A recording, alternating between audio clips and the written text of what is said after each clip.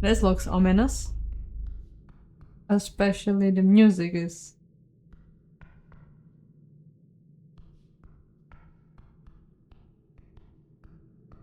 Mushroom, mushroom! Take it.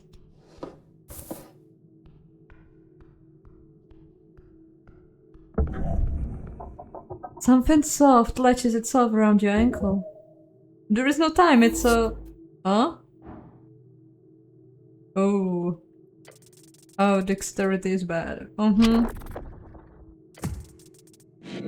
I dead? No.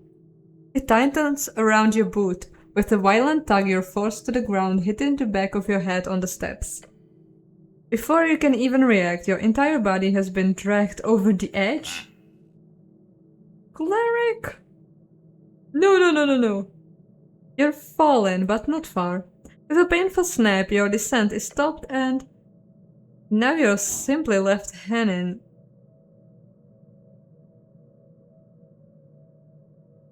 Jesus. And there's a boulder. That's amazing. Seems like I'm in a bit of a pickle. The goblin leans out over the edge with a frown. The mechanism is below, I can't reach it. I can try to grab you once you make it up here, but you gotta do most of the work yourself. Can't you go get a rope or something? No time, just take a deep breath, you can make it. You see how it's connected to a series of pittons wedged below and in the side of the stone walkway. And next to you is a hanging rock, it acts as a counterweight. Right, so if I start going up, I don't know. Let's try this. That's bad. A deep breath. You heave yourself forward, grabbing the rope attached to your ankle. Your muscles strain. Pain. Your weight is too much. You've been hanging here for too long. You must try again. Your quest cannot end here. One more time, cleric. I am not telling the old lady you died on my watch. Okay. Fine. A final deep breath. You feel the numbness spread as you heave upwards. One gloved hand grabbing the rope, then another. Through sheer power, you pull your entire body weight upwards, climbing higher and higher until a green claw grabs your hand. Your goblin companion groans as he helps you up. You roll over the edge. Get the rope off. Your fingers dart around your ankle, desperate to remove the latched rope. You rip it off and toss it to the side. Free, safe, alive. That was awful. Fucking hell. You realize you've been holding your breath. Your lips are probably turning blue. Breathe, I need to breathe, damn it. Air fills your lungs. You are alive. Thanks, Snell. There was a nasty trap, I don't think I would have noticed it either. But still, don't let it happen again. Extremely sturdy rope, thick, soft to the touch. You do not know the name of this material, must be exotic. At the knots you see a series of burned-in letters. Someone left the message on the ends of the rope itself. Behold, Bulba slope. Great. Creepy. Don't know what it means, but I don't like the look of it. Really don't. Uh-huh. Hey, is it here like a rogue? I think he should be...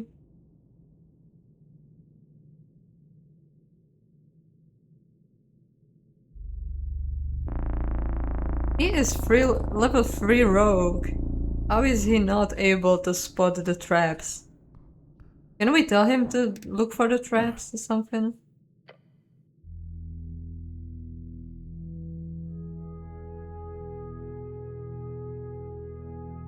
Stay in formation, this place is dangerous.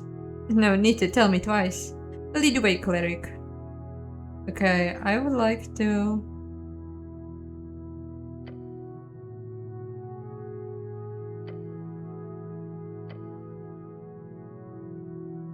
I'm here on behalf of Lady Sageleaf. Her will is for the streets of Tolstad to not suddenly burst into flames in the middle of the day. Her will be done, so to say. What if we burst into flames in the middle of the night instead? I don't think she'd like that either. But why are you really here? My motives are not of interest, cleric. False. Motive is imperative in reaching into the heart of someone. He does not want to disclose his inner feelings to you. Understandable. You're kinda creepy. Hey! Once you have shown yourself truthful and just, the goblin will reveal his secrets, that you swear. Okay. I know he has a family because we've seen a picture. Where do I sleep tonight? I don't know, cleric. He gives you a defeating look. Can the city pay for something? You're a cleric, for God's sake.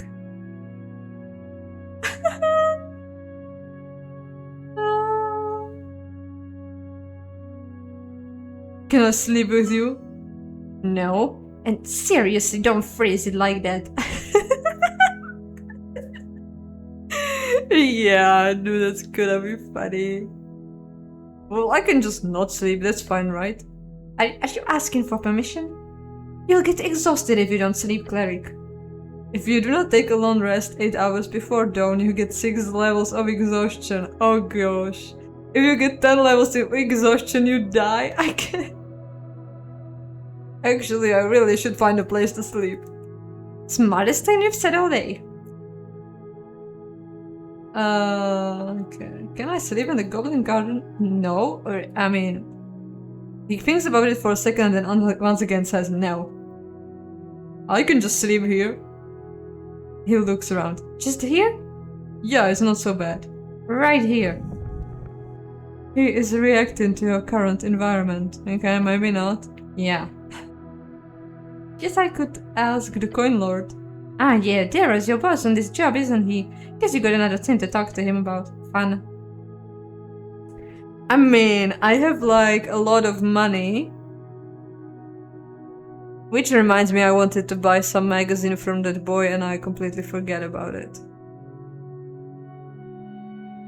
Right. Yeah, I have a lot of money. I can probably sleep in the pub, right?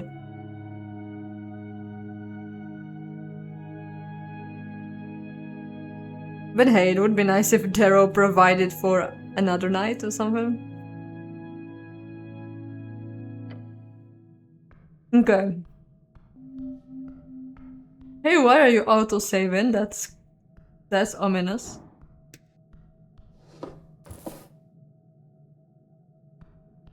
I mean, what now? Should I stay here or should I... Red. Should I stay here? Should I go somewhere else?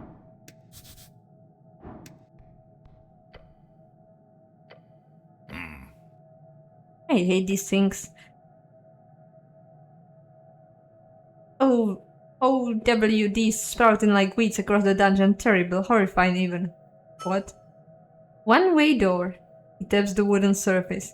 Completely impervious to damage and force, unopenable via whatever esoteric bullshit keeps this place afloat. Unless you stand on the other side of it, at which point it opens like the door of a friend on Roguelite night. So I'll need to find the other side in order to open it. That's the logic here, yes. Right, well, I'll have to keep an eye out. Okay, so whatever place is that? Ooh, shiny.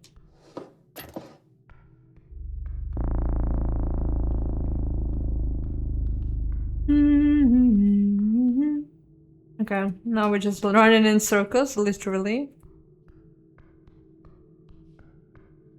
Oh, the wall here is a door. Oh. You detect something unusual about a section of wall. Specifically, the ornate skull. This is a doorway. What's up? Point at the wall. He squints at it. Oh yeah, that's just the passage to the crypt. You know about all the secret doors down here? Just this one, it's right by the roots. It changes every other month or so if we don't keep watch. I'm gonna make sure it stays closed. Ever since you clerics stopped doing delves periodically, but the undead issue has gotten a bit messy. Yeah, we have fucked up. We can be responsible for every cranny and nook with skedoodling bones. Skedoodling. It's a phrase. Sure. Anyway, if you wanna check inside, you could probably hit the tile there. Am I gonna get killed by a skeleton if I do that?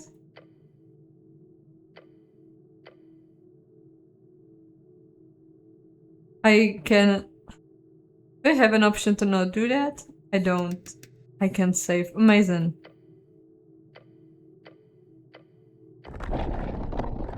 That was probably bad.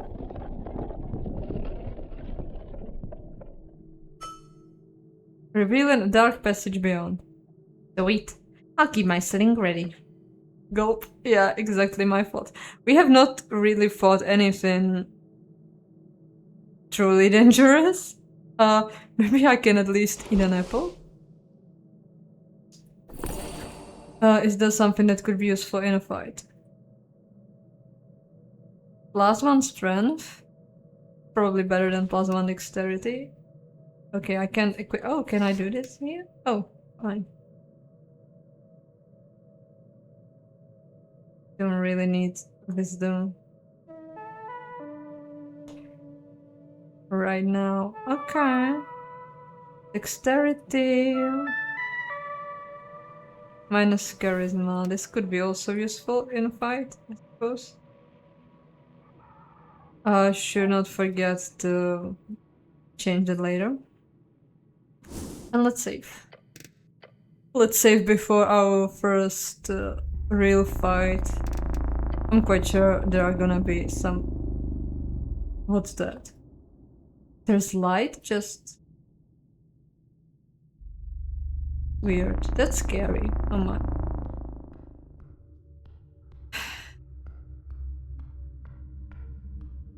Earth's first crypt. Oh no. Are there like skeletons? What am I doing here? I have work to do. Ooh. What's that? Thousands of that. Oh. Oh, I thought it's a scroll or something. Engaging with that, probably not a good idea.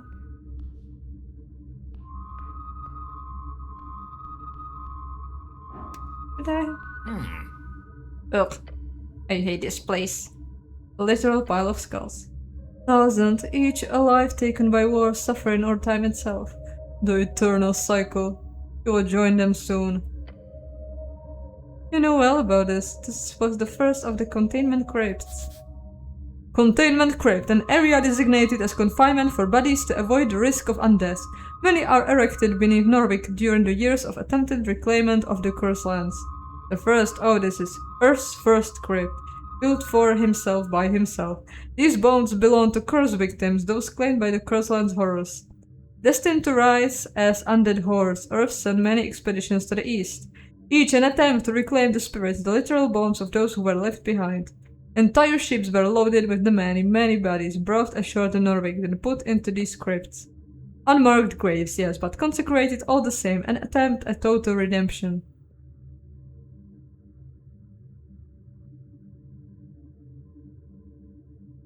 Putting them all under the city was a pretty bossy move. It was. And as you can see, it was a success. These bones do not move, they are not held in the crazed visual of negative necromantic energy. They are addressed, even in this horrid state. They do not move. Okay. I'm not sure I trust you here, but... Why are you auto-saving? Are you auto-saving right now? You told me they don't move.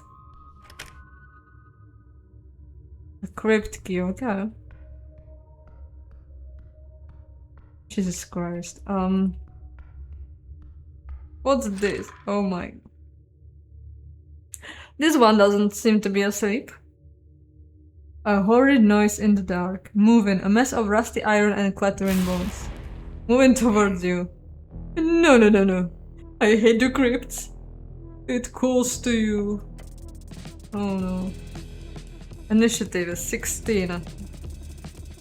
Not bad. Oh. The rogue goes first. Is that a skeleton? Well, it's an undead warrior. Destroy it. Don't you have some holy magic against this thing? The goblin brings out his sling. In one swift move, he launches a projectile towards the abomination. It flies right through its open ribcage. You must defend yourself and smite this foul abomination.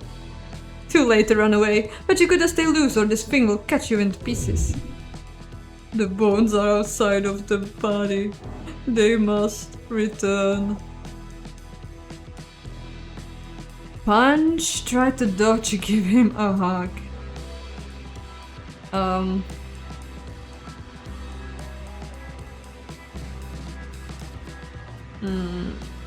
Can I charm it?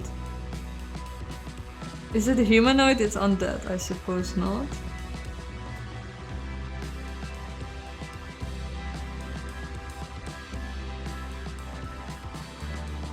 Shimmer feels appears to... Okay, do I want Shield of Fate? I should have put it on before the fight.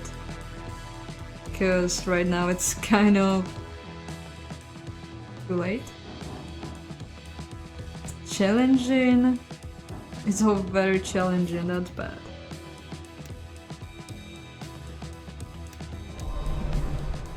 Well, at least this. Maybe I can try with Grease later. Oh damn, Your swing misses the skeleton completely as it jitters back in an unnatural fashion. I need a weapon. I need a good weapon. As if it is animated by some foul punch dodging force. Taking slight steps towards you, the skeleton raises its forehand. The blade comes down, striking you in the shoulder.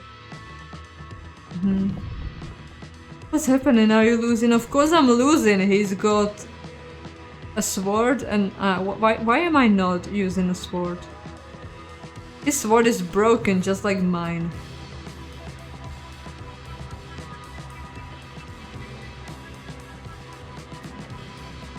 Now get him! You'll have to push it further. Fight.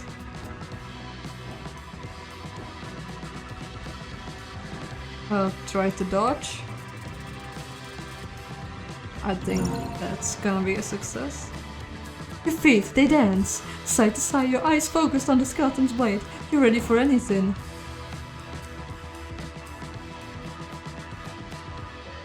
Okay. By the gods, it's going to kill you. This will be the end. That's right, come here, you piece of shit. The goblin lines up a shot with his sling and mutters, I've got you now. Your last chance. Take it or die by Earth's Valor. Okay. I will punch him, I will try. That's bad.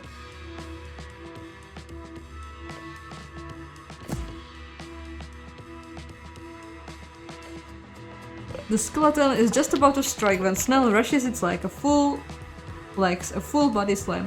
He causes the thing to completely fall over, crashing onto the hard ground. Ha, that's what you get. The bones spill to the ground in a pile of dust and scraped metal. And no other threats? No, none. Thank you, Snell. You're welcome. You did good too. I missed 2 times and only tried to punch it. Why don't I at least use the sword? I know it's broken, but it's still more stabby than my fist. You've performed your duty. This crypt has been cleansed. And that's an overstatement. The goblin leans on his knees, panting. Gods, I hate crypts. He raises a finger and wags it. Nothing good ever came from constructing a crypt. You either get a cursed place filled with death, or a meat grinder filled with undead. I agree, that's why we burn corpses these days. Really, a genuinely smart tradition. Best thing humans ever invented. Oh yeah, for sure. A band from somewhere far away echoes down the hallway. The goblin jumps, a shiver down your spine. Then the chamber grows silent once more. A scent of death still lingers. He clears his throat. Fuck this place, let's go. Hold on, I have to make sure this warrior gets what he deserves.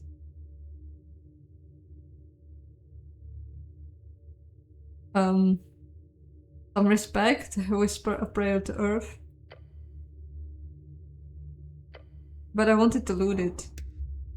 I can still do it, right? Ooh! 1 plus intelligence, 1 plus constitution, -2 charisma. That's that. Can I do anything about these? Some money. What's this? This is it. This is the first place his body was placed 27 years ago. Your lord, your master, your god, Earth. To see it in such a state. It is terrible, but this place is still holy, consecrated. Earth traces still linger here as it should. This looks like a nice thing. Maze of Terror. Why is it -2 strength? It is cold, colder than iron permits. Got yourself a nice weapon, eh? As your gloved hands wrap around the handle, a chill runs up your arm. And not just cold. Oh, but you good? There's someone else. What? The goblin readies his sling. Where? You look down at the maze. It's ornate, well crafted, yet your body seems to fail when you hold it. Something is very, very wrong with it. What, is it cursed? Did I just get cursed? No, it's there again. Shit, look out. The figure is in the periphery, watching. This thing is haunted. What? He stares at the maze. You sure? I'm sure. Right, haunted weapons, just what we needed. Damn this. You find this lovely weapon ready to take on the city's fullness, and you simply cannot wield it. The horror, like some unfleshy ghost come to haunt you, is too great. Keep it sealed. Keep it close. Spirit watches.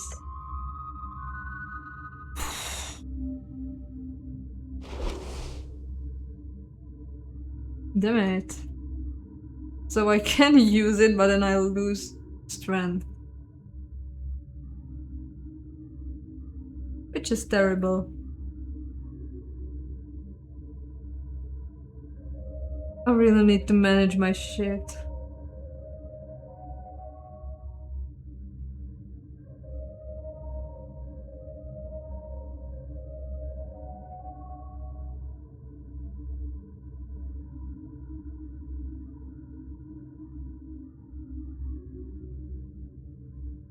Might be best not to use it in a fight. Can I bring it to some cleric or something to make it not haunted?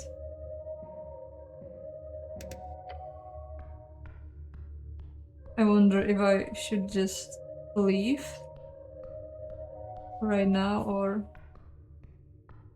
Okay.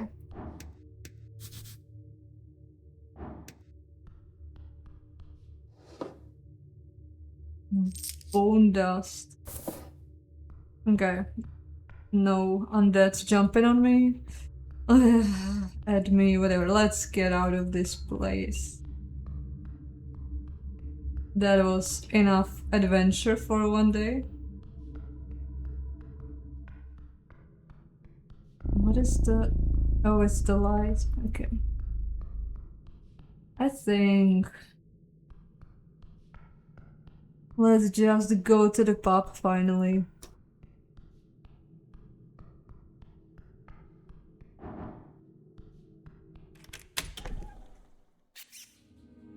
Can I ask Whisken about the maze? He's into undead stuff and a mage, right?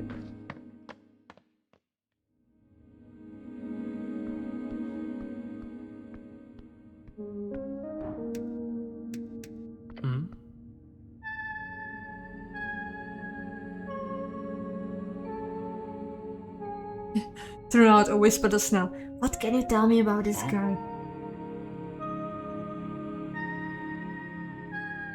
The goblin sneakily leans in and whispers back. You want a rundown right in front of him? I don't think he can hear us. That's not the point, cleric. Can you hear us? No, cleric, nor am I listening. Go ahead. See? The goblin sighs. Give me the rundowns now. Wescan is the local mortician, unaffiliated, works on contracts with the city. The HWBT has a deal with him, partly because he's a neighbor and partly because he's not, a normal person. The goblin clears his throat and throws a glance back to the mortician. He's not the type you want to make enemies with, but hey, he seems to like you, so good job on that. But my suggestion, keep your distance just to be safe. What do you know about the tea shop? What's there to say? I know about as much as your average Norwegian, he does a humble shrug. How much does your average Norwegian know? Very little, I'm afraid. The pale man is toying with you. Make him speak. And now you can tell me what you know about it. Of course. I heard the explosion. I went out to investigate only to find the tea shop caught up in a raging inferno. The toasted militia were already heading into action, so I went back inside as to not be in the way. He is describing it with a wonderful rhythm. Either he is a great storyteller or the speech has been rehearsed. And that is that. Did you hear anything peculiar? A loud bang, some shouting afterwards. What sort of shouting? From the militia, they were rushing to the scene. The fire prevention declaration has truly done wonders for the city. Nothing else? As the entire district almost turned into an inferno, yes, there was quite a lot of commotion, nothing that stands out, however. Like, actually nothing else? Not that I recall. Are you sure? The pale man stares at you for a while. How thick are you? Pretty sure. That's enough about the sound. What were you doing when the explosion occurred? Working? He motions towards the stack of papers. What sort of work? If you must know, it was the end-of-life report on a sailor tragic. He doesn't want to speak on the subject, but he'll let you ask one question, I can feel it. Let's see if he's lying. Ask something really specific. Death of a sailor.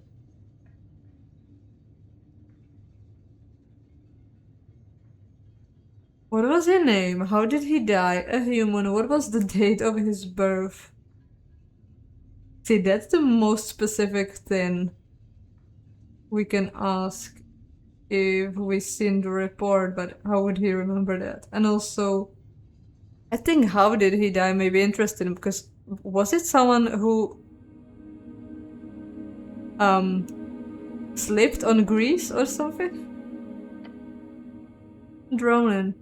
But I prefer to not speak too much on the subject, however.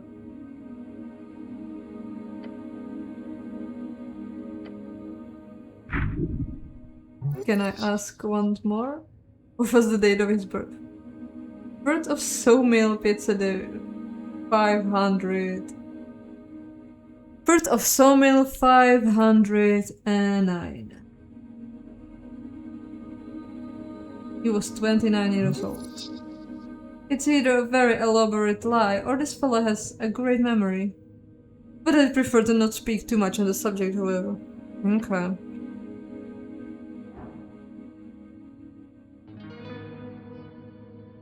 Oh, so as I get more information about him, the wisdom check becomes easier and easier.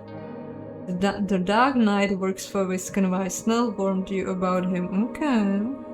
Can I have some personal questions? Stop, you've already wasted enough time, just leave. This man is evil, do not linger. His spirit recoils. Very well. Come up with a ton of random questions. This is your job, asking questions, getting answers. Don't be too intrusive, he's already tired of you.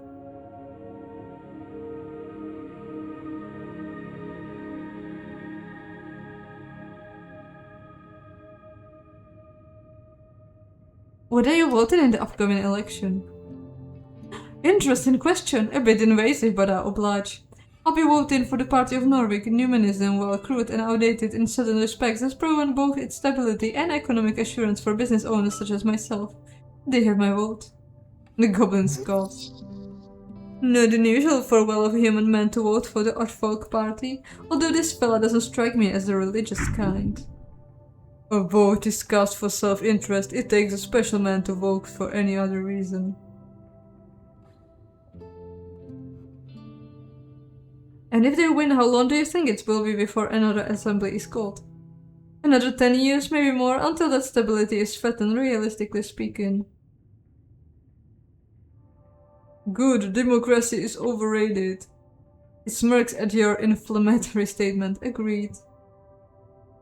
Okay. Any less personal questions, then so are we done here? I wanted to ask about the maze, but I also probably want to...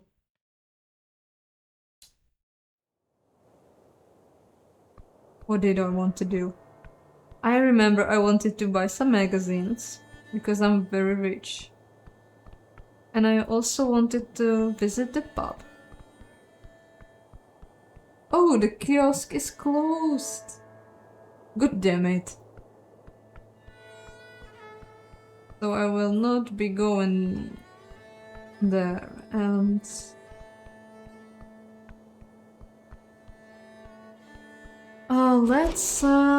let's then look at my stats. What do I want now? I want charisma if I'm gonna go to...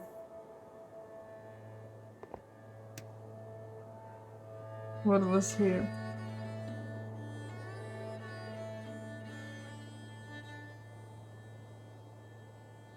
Maybe more wisdom? What was I doing? Oh yeah, I had this. Wisdom plus charisma.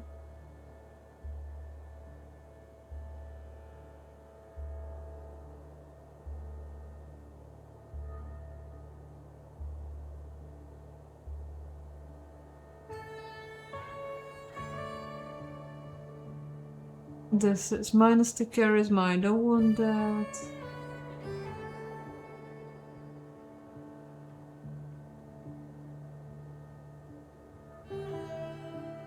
I don't know.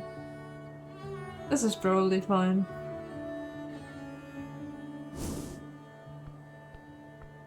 Where is the pub? Where is the pub? Somewhere here? Was it here? No, that's the temple.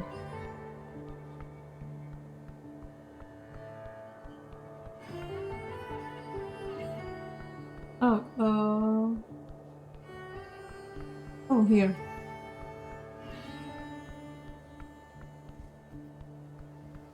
Nice.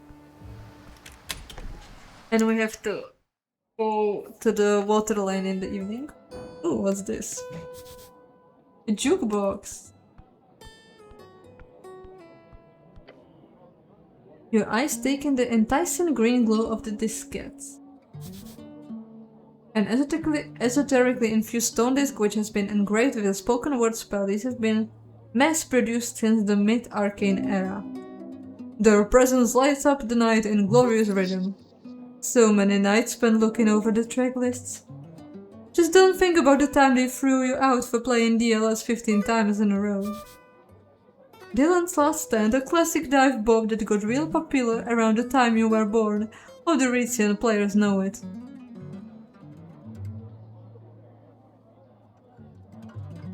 Okay, we don't need to change music right now, no reason to.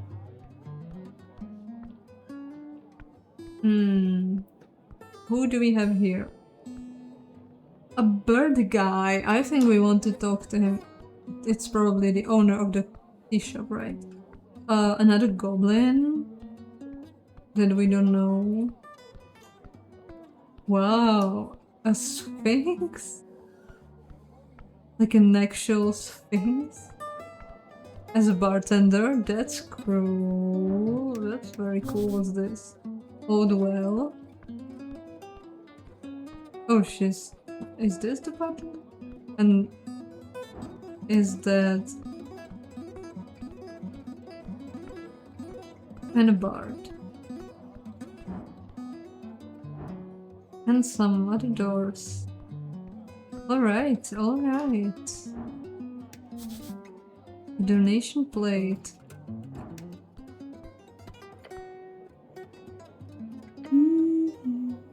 The goblin glances at you as you approach the donation bowl. Yeah, let's give her something, she will be... Alms are important to help those in need. Yeah, let's give her 10 crowns. So she's like happy or something. A good amount. Oh, thanks, cleric. Now I can behold her. Oh, 20. Another goblin, this one is looking to escape. She works hard, but only in ways that improve her craft and her passion. She does not care for politics or the world at large, yet she tries to uphold a sense of understanding in order to further her art. She plays for herself. It seems to not have gone too well so far.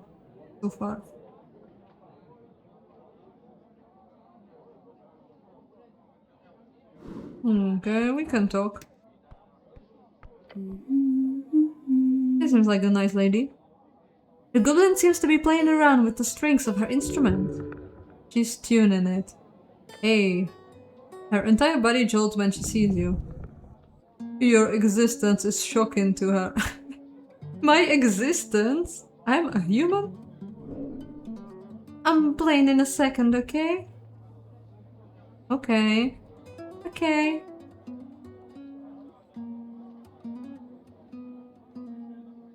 I need some tense ambience for all the conversations I'm going to have here tonight.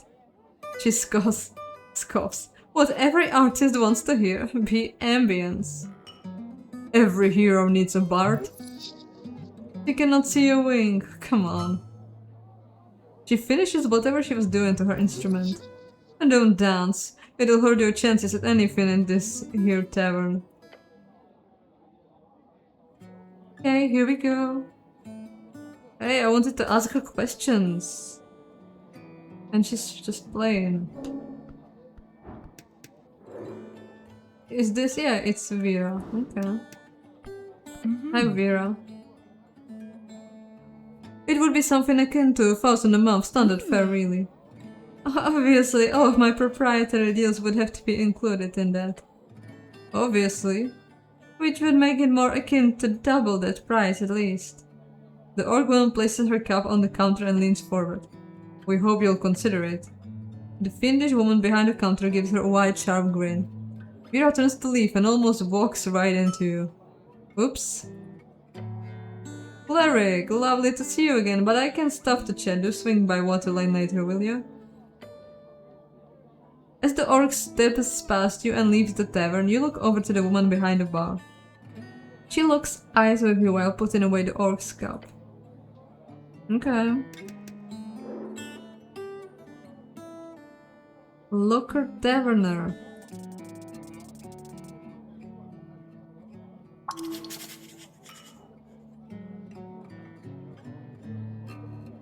Very into money, nice.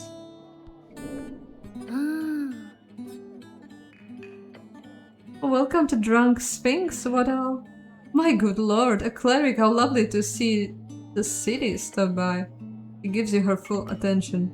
Name's Ricksbiter, I'll be serving you tonight. Point at her horns, how did that happen? That's rude, my guy, that's rude. Oh, she's got hoofs. That's interesting.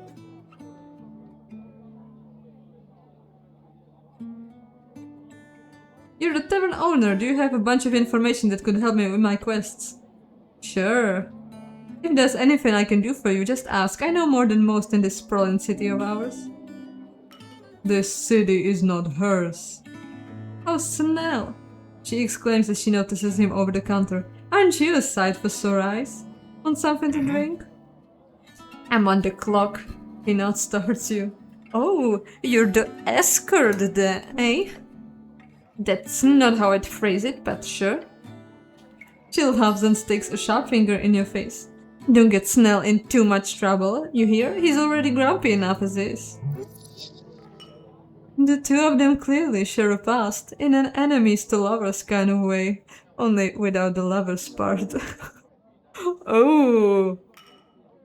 They didn't seem like they don't like each other. It seemed like they're friends. You two friends, Snell? No. Don't say that, you've hurt my feelings. There's tension here. If you want to rise out of him, ask about it.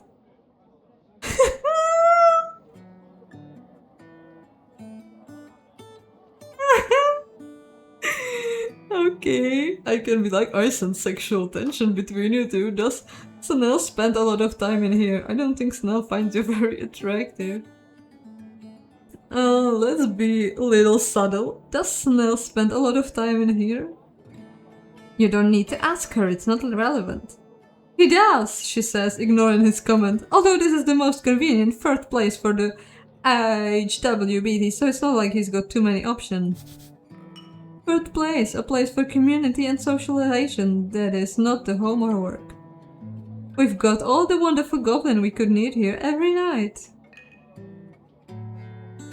Okay, let's do the question.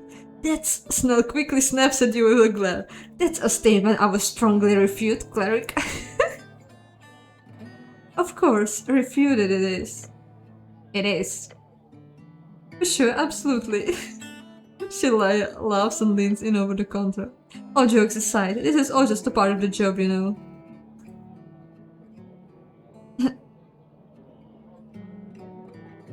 Flirting? Well, sure. Bullying? I wouldn't call it that, more like playful teasing. Radiant tension? A bit on the nose, but sure. Harassing the goblins? No, that's more of a hobby. Being a little fiend? That's just in my blood. Being sarcastic? Always. Answering all my questions? Every single one, I see. I like that. It just happens to be as such that Snell here is a very hard nut to crack. The hardest. Oh my gosh. She's trying very hard to make him uncomfortable. The goblin closes his eyes and mutters something to himself. Your companion doesn't seem to enjoy the horned woman's attention. You do not feel any nervousness speaking to this woman. Well, duh, she's not your type. That's pretty obvious. What's the cleric's type then? I suppose it's like angels and Vera and strong women, not flirtatious women or something. Oh, what's up with the Sphinx? It's Ozzy's great gal. She's a Gina Sphinx. She's been here since like early Gate era, but could like getting more than that out of her. She always drink this much? Yeah, that's the only reason this place stays open. She lets us all hang around her secret chamber, and in return I get her pumped on some river wine. Cost-wise, it's not that much worse than a regular city rent. Oh, thanks for telling me. No problem. But what do you know about the tea shop? It blew up! Sigh deeply. She gives you a quick shrug. Wasn't here. Not usually on Tolstek over noontime. I'm more of a night girl, obviously. So I'm not much help, sadly. I just heard the regular. But I can recommend talking to the kid at the kiosk upstairs. His brother comes in here often and I overheard him talking about it. Yes, I spoke with Arn. Great, hope you didn't scare him too much. Kidding. What do you tell me about the owner? Drummer, he's a real piece of work. Like, I'm impressed that he kept the tea shop afloat for so long, but look, I just know the rumors, okay? Love rumors. She leans in with a smirk. Same. Drummer kept the tea shop full of Asgalists, mostly young ones. Oh, Ian Asglists. Are those the ones that are gonna have the you know, whatever they're gonna go, whatever they are going to do in Waterlane? But supposedly he'd been working with the freestriders on the side. Like some kind of spy, she loves. Could you imagine? Does he come here often? Nah, or well, yeah. Is that a maybe? Look, I see him around. He's not a regular, but when he does show up, he's loud and wants to perform, you know? He gets just drumming on the counter. Not the greatest patron. Do you think he blew up the tea shop himself? No. She shakes her head and repeats her answer. No, that bird couldn't make a ballsy move like that. No, now run away from it. For sure, that's what I expect. And indirectly, I'd be surprised if he's not at least a little to blame. Where do you think he's at? Well, I do remember him mentioning something of an escape plan one time. Really? That sounds... escape from what? The bird was drunk, okay? Muttered something about covering every liability, and how his escape plan was... Look, I thought it was a bad joke. But he said, from what I can recall, that his plan was to sneak into a crate and ship himself to Reed. Oh!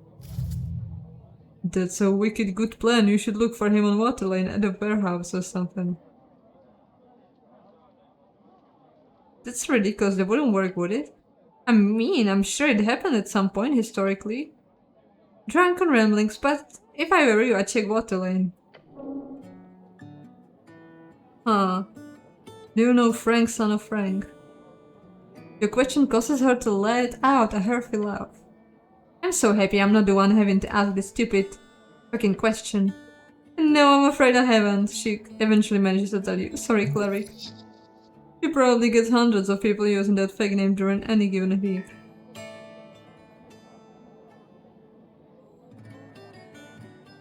I'm searching for a paladin. Don't expect to find much. I haven't seen Lord Gorm for weeks. You know him. I've handed him drinks a few times, exchanged a few words, so sure, I know him. What does he look like? Big guy, earth god-like outfit, but with more gold. Not the type you'd like to arm wrestle. Other than that, green eyes, blonde, long hair. A fancy nobleman in armor, got it. Did he wear a helmet? Oh no, never actually. He always showed off these golden locks. A clear sign of corruption. What sort of a man would choose to show skin instead of iron? Guess his proclivity for vanity very much surpassed your own, Cleric, she says with a playful smile. Yeah, because I wear my helmet. Always. That's what makes me charismatic. If you see my face, well, it's probably bad. You ever hear him say anything suspicious? Look, drunkards say all kinds of shit. Can't read too much into it. What did you hear? Oh, mostly a bunch of ranting about how every single political entity in the city should be burned to the ground. Some typical pro-human slogans, you know the stuff. I'm sure he has his reasons to be upset. Oh, for sure, it must be hard being a rich celebrity politician with immense power like that. You know where I could find him? I hear all kinds of rumors, Cleric. Either he's cracked under the pressure and started living as a fisherman or beggar on Waterlane, or he's died in the tunnels below fighting undead abominations. Or he's jumped on a ship to Milltown. Maybe Lord Gorm wants to head out into the infinite wastes through Toll's Pass. Either way, I don't think you're going to find him, Cleric. But maybe there's some clues as to his fate somewhere here on Tolstad. Who knows? Thanks. You're welcome. Oh, my shield expired only now? Huh? What are you voting? That's a cheeky question. Don't worry, I will not repress your political opinions. Promise? Promise? She clearly loves to talk about her own thoughts and opinions for days, so... Early on, I thought about voting for the agricultural party. They had a big focus on small business owners, that's me. But obviously they moved over to a bigger worker class focus and are now completely swallowed by Asgalism. So now I'm leaning towards the free striders. They want to build up the economy and increase trade, which will directly make my life so much easier. Plus, it's hard to ever vote for the nationalists when they want my kind to be a second-class citizen. And the free striders will let you buy your way to first class or what? She gives him a half smirk. Something like that.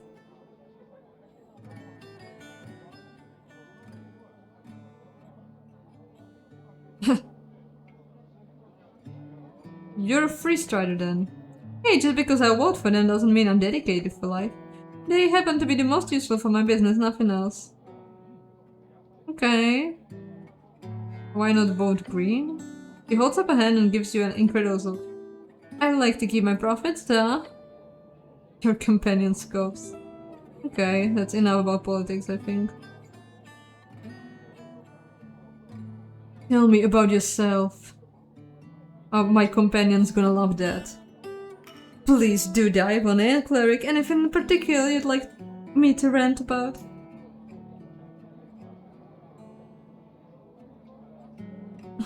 What's your mother's maiden name? How do I get to the Undercoast? I don't know. Head down until gravity flips, never been myself. Tell me about your business. My favorite topic. I've got several businesses, in fact. Some people call me a bit of a serial entrepreneur. So it's just a tavern, not an inn.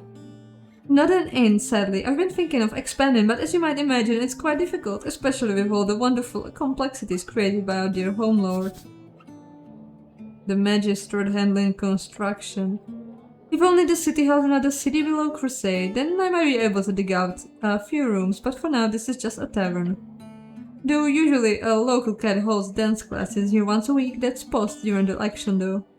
Anyhow, I'm rambling. Did you want a story about how I procured this location? Tell me a story about focus on the tavern. The tavern was born out of my meeting with Aussies. We nods her head in the direction of the massive sphinx at the end of the chamber. We guarded this place for centuries, millennia, gods only know how long. Even our god Lord Earth just let her be. Our Lord saw this divine being and allowed her to continue her sacred mission. But I managed to get her to open up a bit, a few drinks later, and we've got a contract signed. Today it's a highly successful establishment with patrons from all around the world. Things are a bit slow these days with the whole tea-shop drama, but alas, things will pick up soon again, I'm sure. The Fiend loves the sound of her own voice, could be very useful. Huh.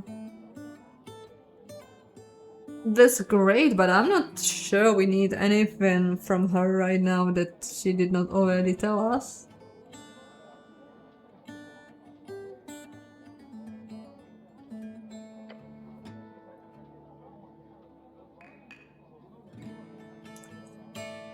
Maybe later.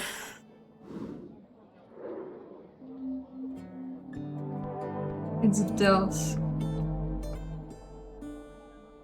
Well, what I need...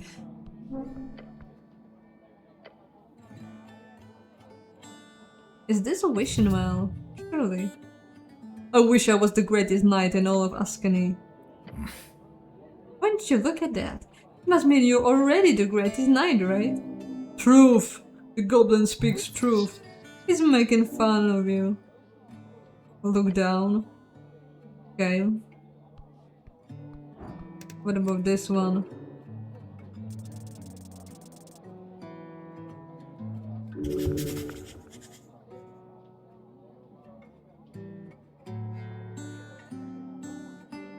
Thousands of years spent guarding a hole in reality. Remember, her perception is beyond your ability to conceive.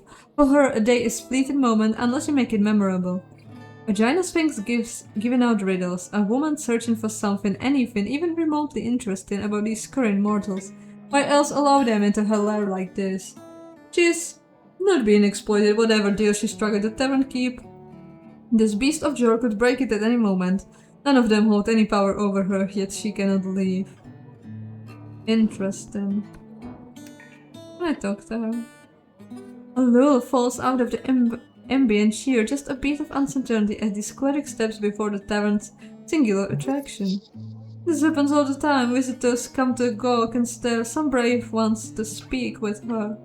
The lady of the house, our most delightful host. Towering, you stare at this somewhat feline creature up on the stage, a living myth, currently taking a swig out of a barrel, clearly not paying you any mind. The scent of cheap wine lingers in the air, along with an esoteric sensation. Your legs tremble. Give her a deep bow. Good. Treat her like a cat, let her speak first. The Sphinx looks down at you. Meeting her glowing blue gaze makes you feel like you're fallen, far, far below the world. Her expression turns dark. Dark tidings bring you to the hearth, she speaks, low and rolling. You'd expect her to act a bit drunker, considering the empty barrels to her side. Then again, who knows how well a Sphinx holds her liquor? A helmed dog, dragging its leash around the vestiges of your... She extends a claw, thick as your arm, and pokes you in the stomach. Woof. That's ridiculous, dogs don't wear helmets.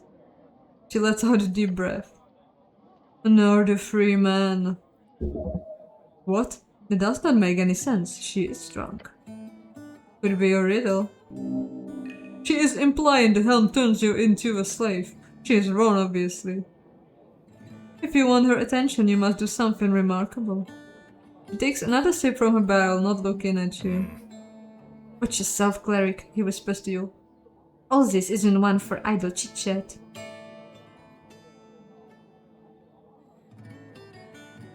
You know the Sphinx? He shakes his head. Every night there's a drunk jackass that asks for a riddle. She usually doesn't hear them. I'll be careful then. Wise words. I wish to prove myself worthy, great Sphinx. Worthy, little one. Worthy. How?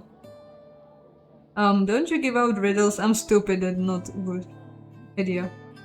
Certainly. Are you ready?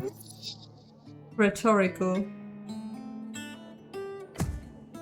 She finishes the last bit out of her barrel and puts it down with a slam. Then the Sphinx leans in, hissing. Once I had the sun's favor, my creed cling close the wall. Matured in shadows, I witness empires rise and fall. Once left in silence, now the life of the ball.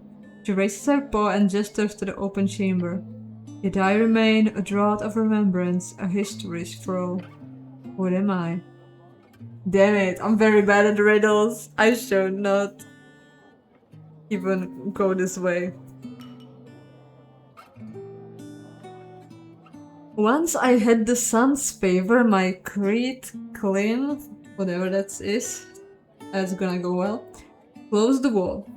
Matured in shadows, I witness empires rise and fall. Once left in silence, now the life of the ball. She raises her paw and gestures to the open chamber. Yet I remain a draught of remembrance, a history's thrall.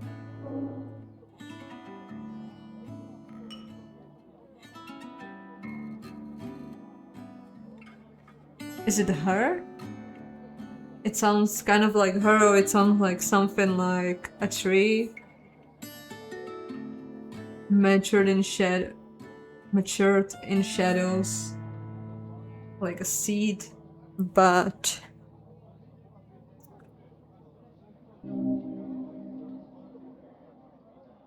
a warlord who cannot learn from his mistakes, probably a drunkard. Your companion smirks and gives a little chuckle. He knows!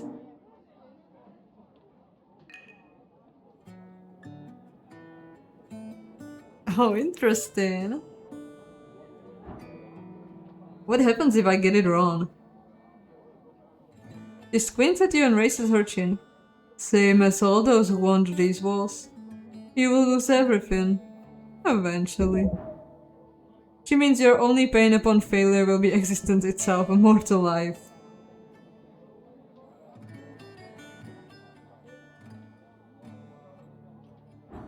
How many guesses do I get? Hopefully none, but you are allotted one answer. What do you think, Snell? The Sphinx turns to Snell with a frown. Oh, you know, this seems like a personal riddle for you, not me. So I'm just gonna watch, alright? She nods. Okay.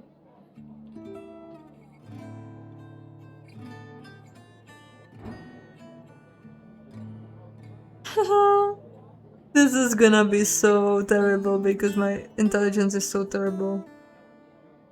Can I think about this for a bit? No, once, now, never.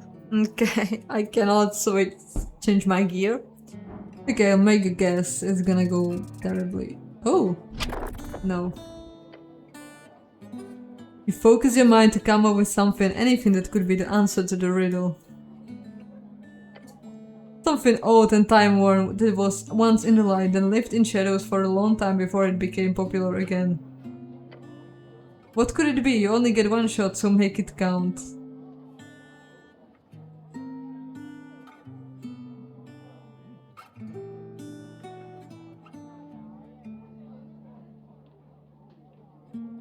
Look around the tavern to come up with something else to say.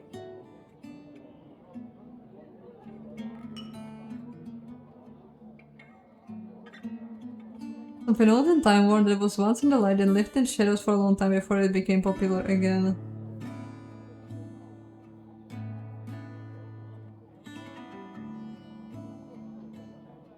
Doesn't seem like anything out of this.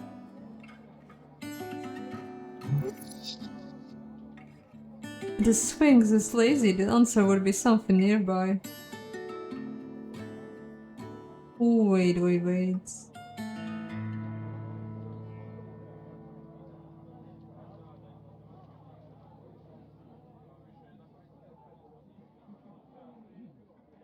I think we're in on a...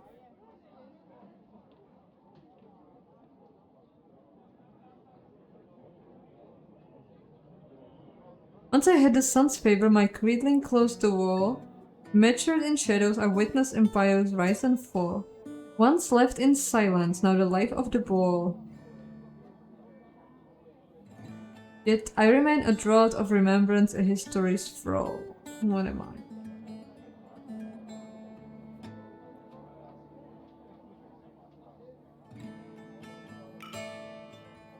Is it apples? But why would apples witness empires rise and fall? Left in silence, now the life of the ball. Is it goblins? Is it why he's... It could be Sphinx, it could be apples. Would mean one dreams. Damn it, I don't want to get it wrong! But he chuckled. And it's something nearby. I think it could be goblins. It could be... Maybe Sphinx, maybe not. It could be apples, food. I think... Trees? Could be trees. They don't matter in shadows.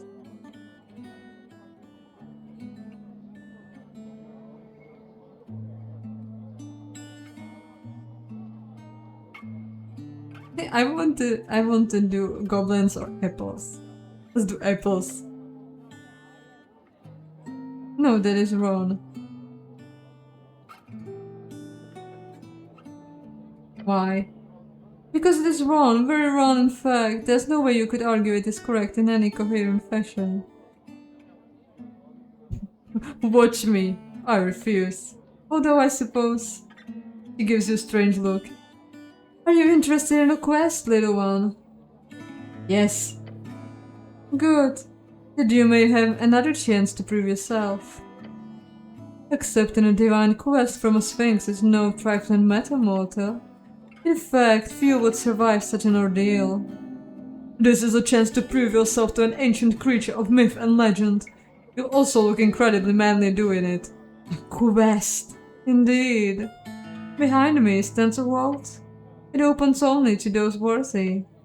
She leans her massive head downwards, close enough for you to smell the wine breath. To prove worthy, you must solve my most ancient of riddles. So old, it was handed to me when I first stepped inside his chamber millennia past. Bow your head. You're going on an epic Sphinx quest now? Sure, why not? Not like we're on a job or anything. This is important, Snell. Maybe to you. No, really, it's very important to the job too. Convince me. It could grant me esoteric knowledge, or like the t-shirt. Fair enough. Look, I won't stand in the way. Just don't waste too much time on it, okay? The Sphinx stares at your companion. A hero must face much adversity during his quest. She laughs quietly to herself and takes a swig of wine. So what exactly is it? This is a riddle, the answer of which is not uttered in words, but revealed by action. Muscle riddle. Action riddle. She goes quiet and closes her eyes. Found within the arcane flare, twin tongues of flame that scorch the air.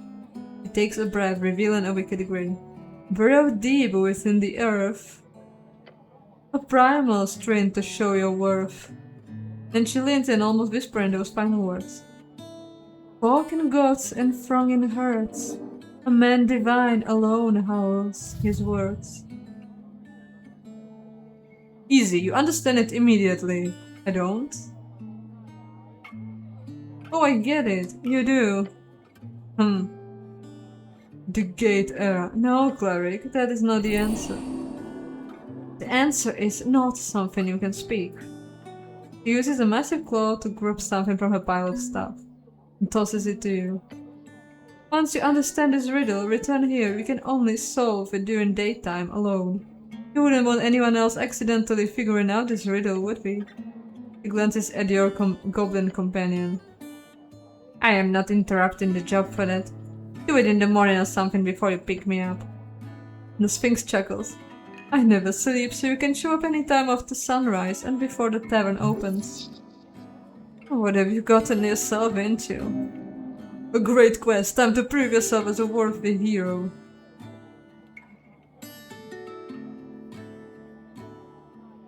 Isn't it lonely to hang around here for millennia?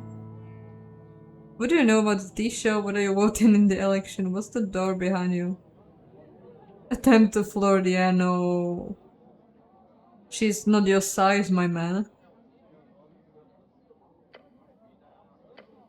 I must remember that my perspective on time is different from a mortal's. When one views events on a scale measured in eras, a shit like this is but a fleeting blink among a heaven of stars. He speaks from a pool of knowledge deeper than your entire potential existence.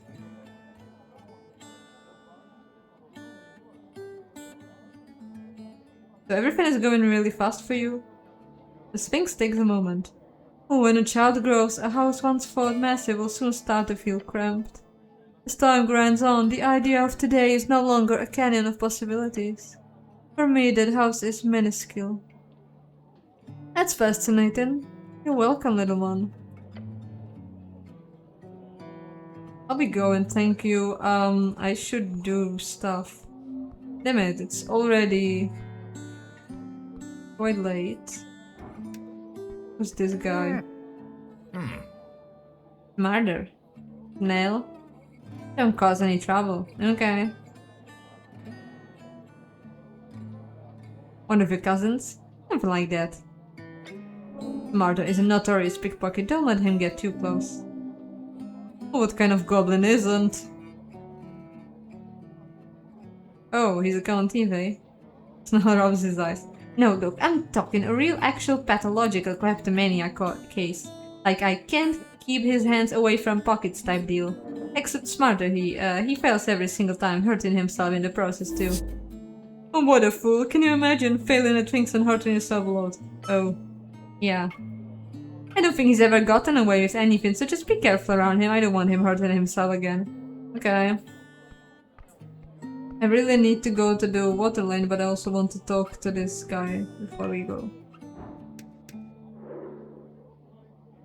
Bow for hire! Ooh la la. He wants to kill you? What? How did I decide it from looking at him? This is a massive, unregulated, confident, and highly problematic goblin supremacist. He will not debate you on it. He doesn't even see you as worthy of being alive. Focused killer, his body count must be in the hundreds. The type of man who wishes for nothing but the destruction of humanity, the Earth folk especially, and the downfall of this invaded species upon the shores of Tuscany. The more you stare into those deranged eyes of his, the more you understand he is not full of hatred from some idealistic vision of the future. He does not view the future of Tuscany as a goblin paradise. All he wants, entirely due to some personal vendetta fueled by sociopathy, is to erase humans from existence. Oh my gosh. And he's level 8. We should not talk to him probably. He seems dangerous. He seems dangerous. Let's just go. I was not here. Never been here. Okay.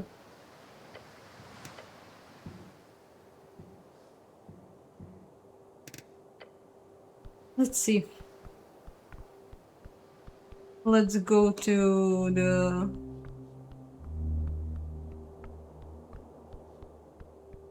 Let's go to the Waterlane now.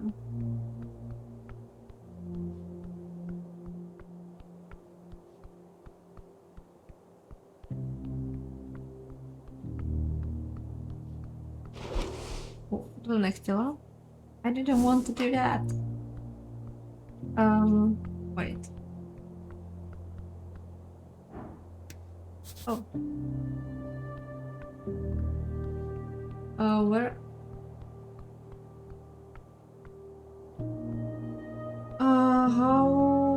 Where are we supposed to get there again?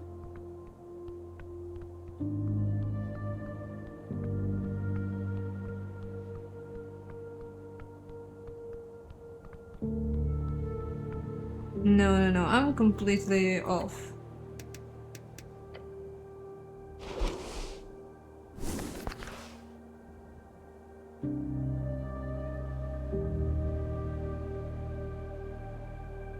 Oh, under the mill?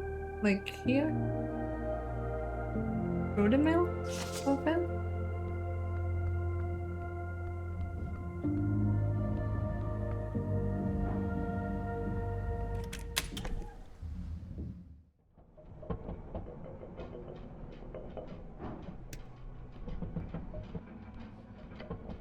What do I fall?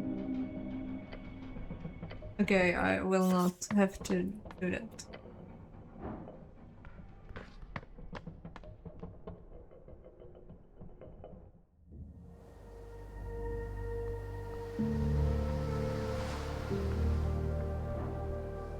There must be other way to get there, but I don't know. I don't know the way.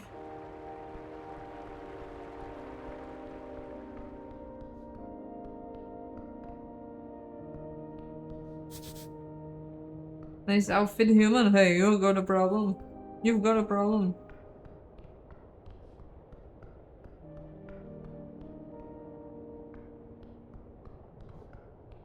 Oh, that's the problem. Is this? Yeah, that's the trading company.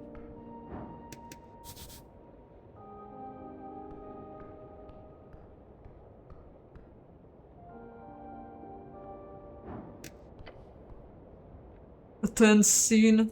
Huh. Oh, cleric, just in time.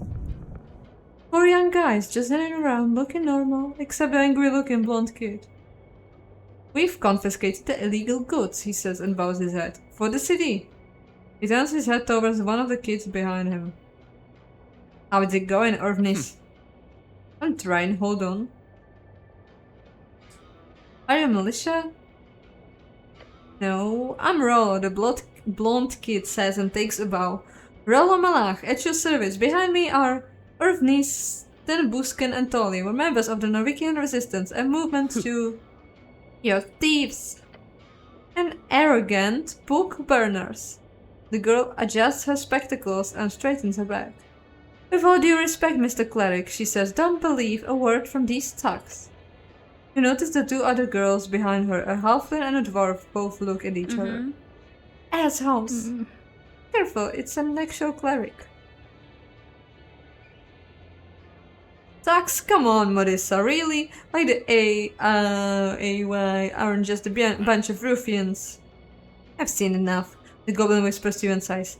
Just activists clashing. I'm confused, is there a problem here? A problem's taken care of, Lord Cleric. Oh, fuck off. They've stolen, she hisses, then turns the roll to back at you. You stole our entire Waterlane delivery. You're sure of an illegal newspaper. Lord Cleric, are you sure we're doing the city a favor here? I take that back, it's just a bunch of LARPers. And insult means someone who's delusional and roleplays themselves into a position of power or importance based on LARP meaning live action roleplaying. Hey, I am playing this game, I'm basically a LARPer too, huh?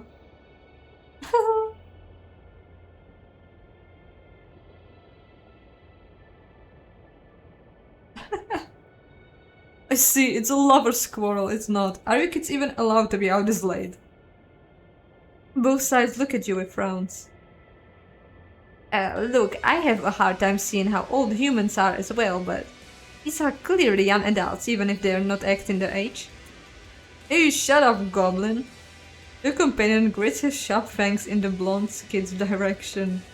Hey kid, wanna die? Keep talking. Go. Takes a step back. Impressive! The goblin stands his ground. You're here to uphold the law, right? So arrest these assholes, now! The dwarf grabs her hand and holds her back. Modissa, calm down, please. You, explain your side. She scoffs. Okay, fine. Her dwarven friend mutters, Modissa. Her friends are trying to keep her from being too brazen. Why? If they're in the right, she should be brazen. We deliver papers for the Asgalian chant. Maybe you've heard of it. It's a pretty big deal. He chuckles. He draws a sharp breath. We have a busy schedule, and right as we started delivering the papers in Waterlane, these pieces of shit start following us. Taking papers we just delivered right out of people's mailboxes. That's illegal, right? Asked the halfling girl. Somewhat.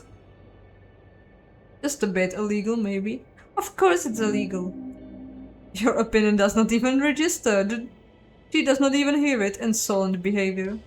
And then they grab one of our paper stacks from Xerba like straight up assault and theft and... Modissa, it wasn't... They can get away with this. Okay, what's going on here? First of all, thank you for listening to reason. I know we look like some dumb kids, but we're not. Something about his expression makes you think the exact opposite. He just turns towards you and then to himself. You're on the same team here. Oh. I don't look dumb. He says, looking dumb. Stop stalling, tell me what you're doing here. So, we heard about the Asgochan being delivered on Tolstad. Or I did, at the guild. I work at the fishery and I see every day how Earthfall get radicalized by the war and nonsense, so I figured I'd get the boys with me and we'd, you know, put a stop to it. Through violence and terror? Oh yeah, I couldn't figure out where the thing was printed or anything. A lot of cover press designs don't really have official companies behind them. Especially trash like the chant you hear coming from the short kid in the back. Go fuck yourself, Tolly. Hey, relax, I'm telling our story here to the good Lord Cleric. He turns back to you and coughs once. Of course, it's illegal to distribute unlicensed papers in every official district, so I asked around. Apparently, someone saw these girls at the university going around delivering it. Wasn't that difficult to figure out? I was Modissa doing the deliveries. Fucking Modissa. Huh? She's not allowed to do that, the large kid in the back says with a nod. Wait, you guys know each other? There's history here. Yeah? Back in school, everybody knew who Modissa was. The Asgalist annoyance, the blonde kid said with a grin. Such a terrible nickname, unimaginative and boring, also fuck you. Anyway, that's how we got here. They're delivering an illegal magazine and we've put a stop to it. He grins wide and proud. What does the law say about this? The Esgo chant is not licensed for distribution.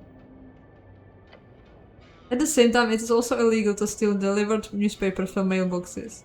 Even if those papers are delivered illegally. Both are in the wrong. In different ways, yes. Your sense of justice says only one thing. The newspapers are filled with ill-making propaganda. Let it burn. I could just charm one of them, right? Yeah. And they would probably hate me. And let's just come to a conclusion.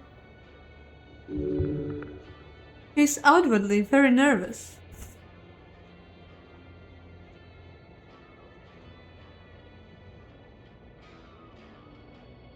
Isn't there a compromise?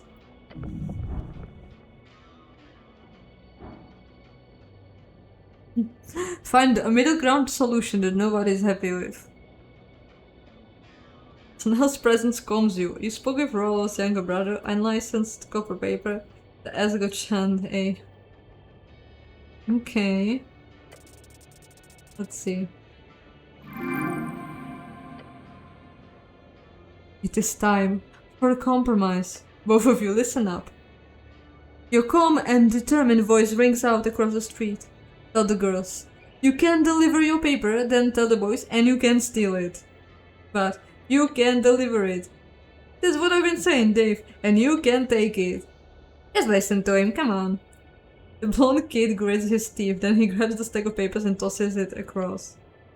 Oh, Melissa grunts as she catches it. And she immediately turns to you. What do you mean? We have every right to. No, delivering without a license. Fine. The boy quickly disperses, muttering among themselves. Don't, the dwarf girl tells Modisa as she strolls up to you. Hey, Mr. Cleric, you know we're just going to deliver these anyway, right?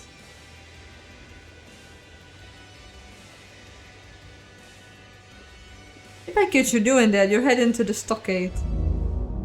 As you answer, she turns and walks away. Well, you sure made the problem go away somewhat. Now let's get out of here. I mean, maybe I should have just burned the papers, then you would not be able to deliver it. So many stuff here at Waterlane. I wonder. Is there anything?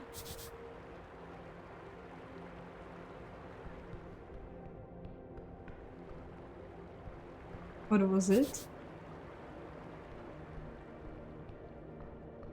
So many doors, so many stuff here. Okay.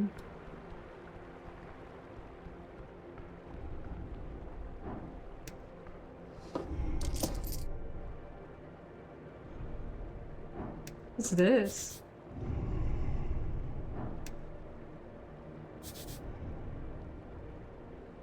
One of the many.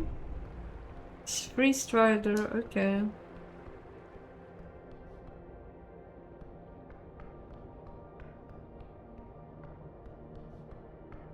Should we like look for the... There was something about the door. This door, yeah. Like I have a good feeling about it.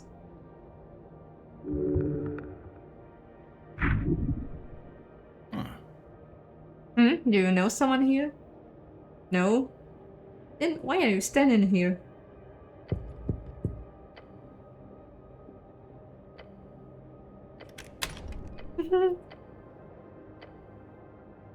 It is an Anuran. Rock folk. Quite distinguished despite the lack of pants. What is it? I am busy. I have some questions. Oh, wait. Are you, how do you say, Leclerc? I'm the cleric, yes? Oh, pawn. I don't speak French, sorry. At least you are not from the type house. The Enderon peeks his head out behind the door. We to something.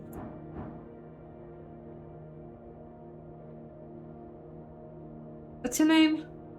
Gilon de Crete. Great name.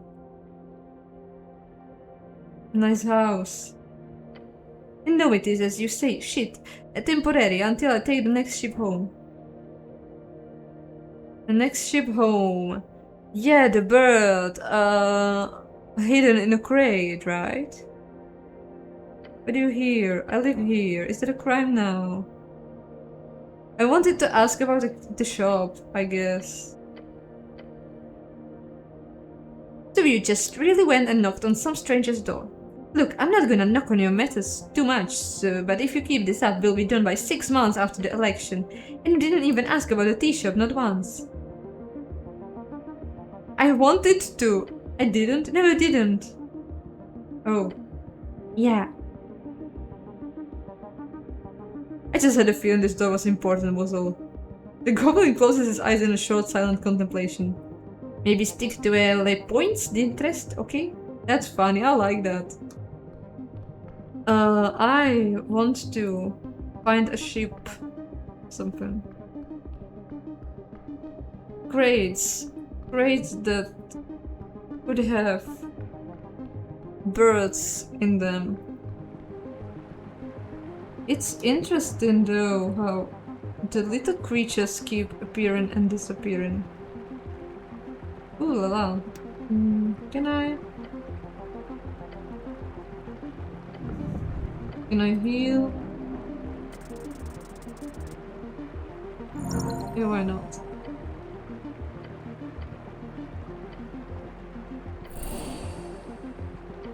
I chanted and chanted and I'm done.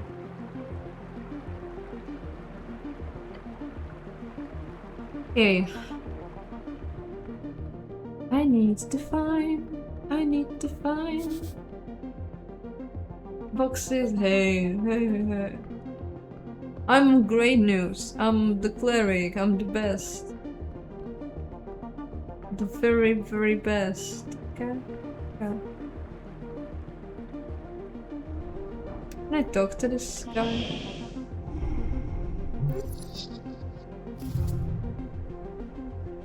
You approach a ball of feathers and wings and really, really sharp claws. Too bad he's clearly overfed. A magical beast can sometimes understand basic common, you should try speaking with it. It's a griffin, right? You will require to speak with animals to communicate properly, of course.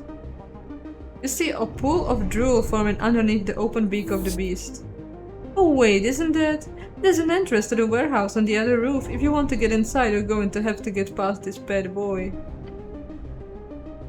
The mythical beast snores gently before you. I don't even want to ask what the plane is here.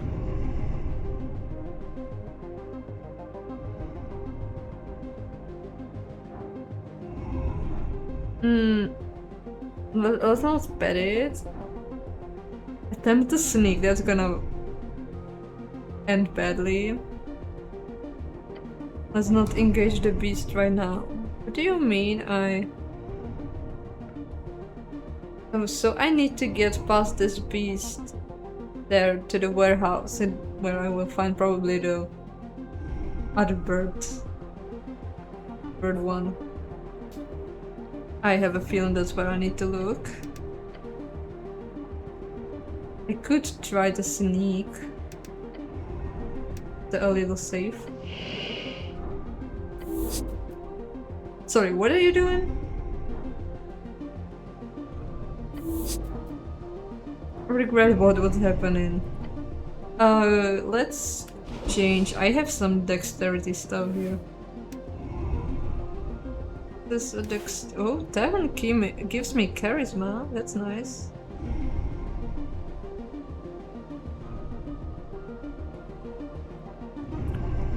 Something that gives me more dexterity.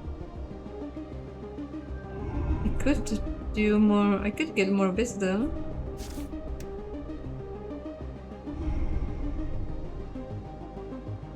This gives me dexterity. This gives wisdom. This gives wisdom. And this gives wisdom and charisma.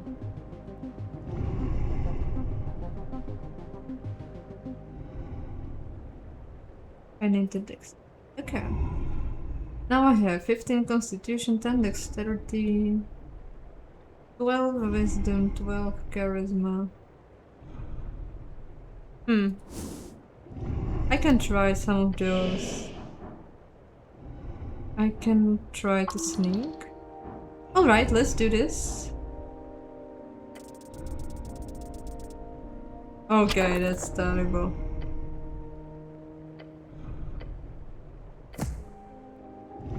Whoa! God damn it! You hear your companion yell and rush down the street. The bones in your body cracking, hard to ground merging with your flesh. Where'd you live? Almost got it. That did not go so well. Perhaps another method shall work better. Godspeed, Dan, what were you thinking? You hear Snell yell at you as he comes running down the street. The goblin eventually makes it down to you, gasping for air. It's good you're alive, but seriously, isn't there a saying about not waking the sleeping griffin? Don't do that again. Okay, yeah, I can be just... Okay,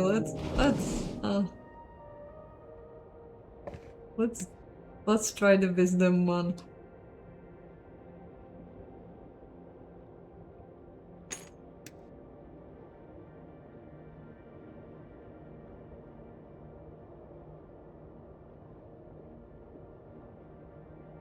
Can I get one more wisdom? No. Would be nice, but...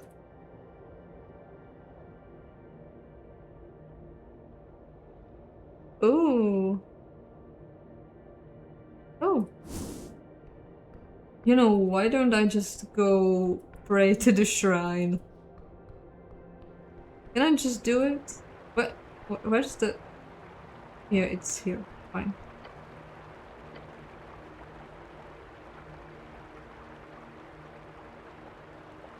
Oh, can I just pray? Whoa, that's a lot of... That's a lot of... That's a lot of stuff to pray on. Tea shop owner, Dragon of Toasted Milk, Star Witness. Damn. Let's contemplate my fall into the river. It could be helpful. It was not an accident. You are not so clumsy. But the question here is not why you fell. The question is, why do you live? Interesting. Contemplate women. Oh my. They exist. They prosper. You will not have one. For they are not yours to have. Though there might be some who fancy you, if you show yourself to be a good man. Or bad if you want the baddies. That's terrible. Contemplate a class. Identity is not easy. It's everything from faction to home life to street. Okay, we already... Sphinx riddle. He does this for fun. You are not the first to complete it. If you do, it will unveil something great, but the answer is not in dialogue. You'll have to cast magic to show your prowess. Okay. So I can't heal right now. I already healed today. I suppose that's it. Wait, no, it's just hardly visible. Barely visible, okay. I need some...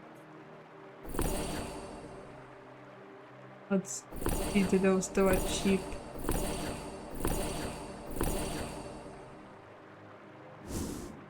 Okay, now I have full HP.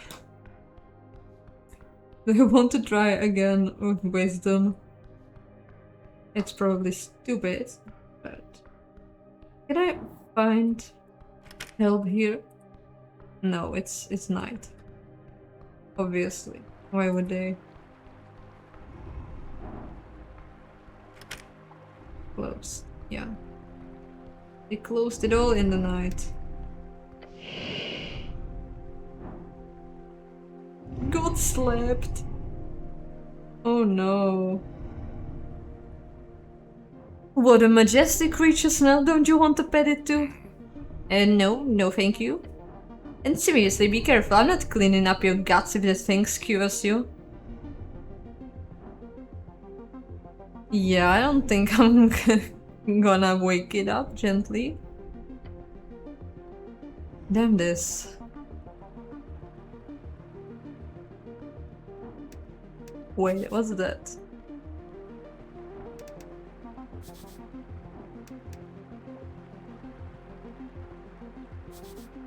Okay. Can talk to him. What about this? Oh! That's open.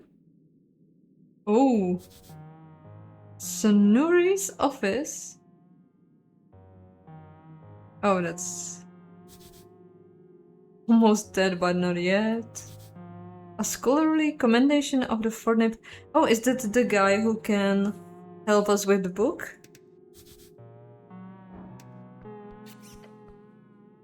You see a collection of books from the philosophy canon, none of which you are really able to understand. Next to them, a line of famous political books, Asclepius Theory, Hedonist, and Dark Book of Shadow, Alexandro, many more. Can I... I don't really want to read it, but maybe we'll get some... experience. Oh, hit points, nice.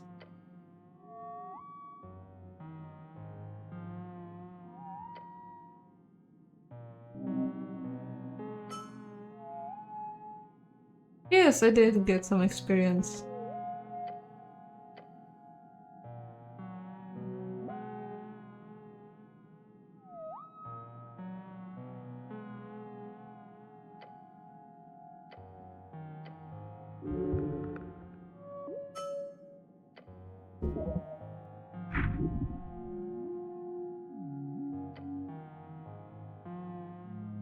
Look at the chapter on free love, oh my. It has pictures. Tiny scribblings, often akin to stick figures, positioned in various enwrapped unities.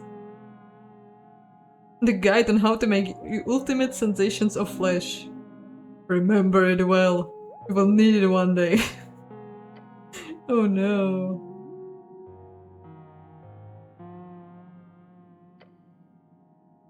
Memoirs of Stephen by Darrow. Oh, Darrow wrote the book.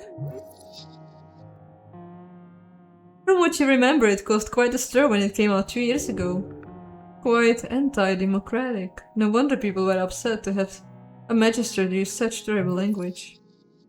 You recall a rumor about Shieldlord Jan having hated this book so much during its printing that he personally bought 200 copies only to burn them in his garden.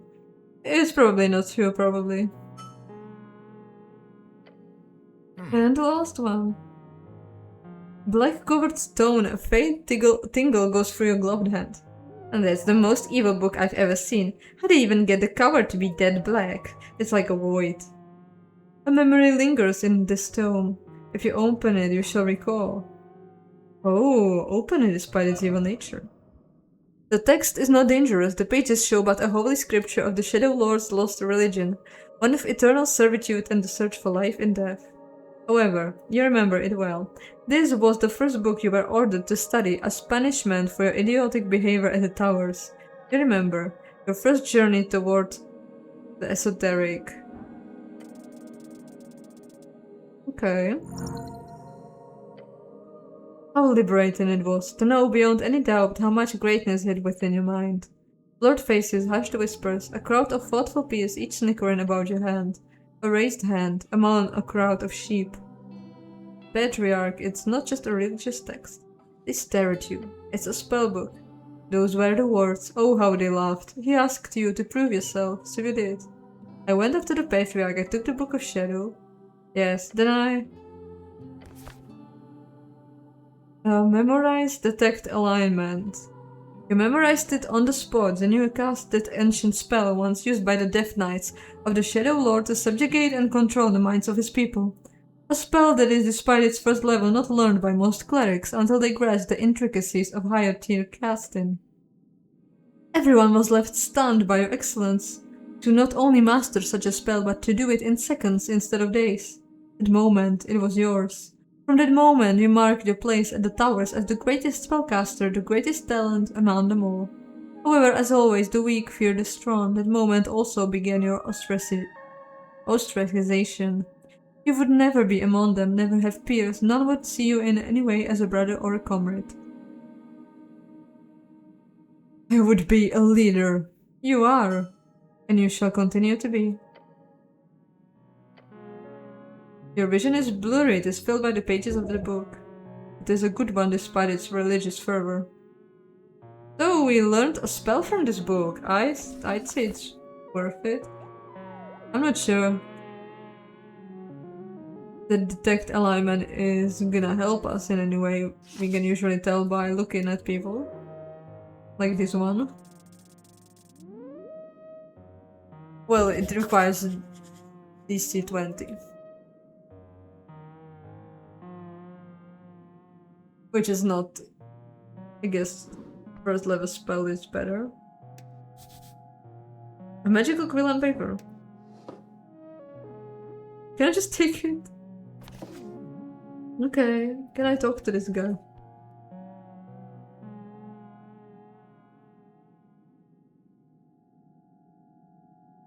Good forenoon, citizen. Life is pain. Terrible, terrible pain, oh. Are you? He looks at you with his very expression, then he rubs his nose and sniffs twice. Are you here for the invoice? A quick glance to Snell. His words come out in a typical Fortnite accent. What? The invoice. Should I have an invoice? No. No. No. Oh.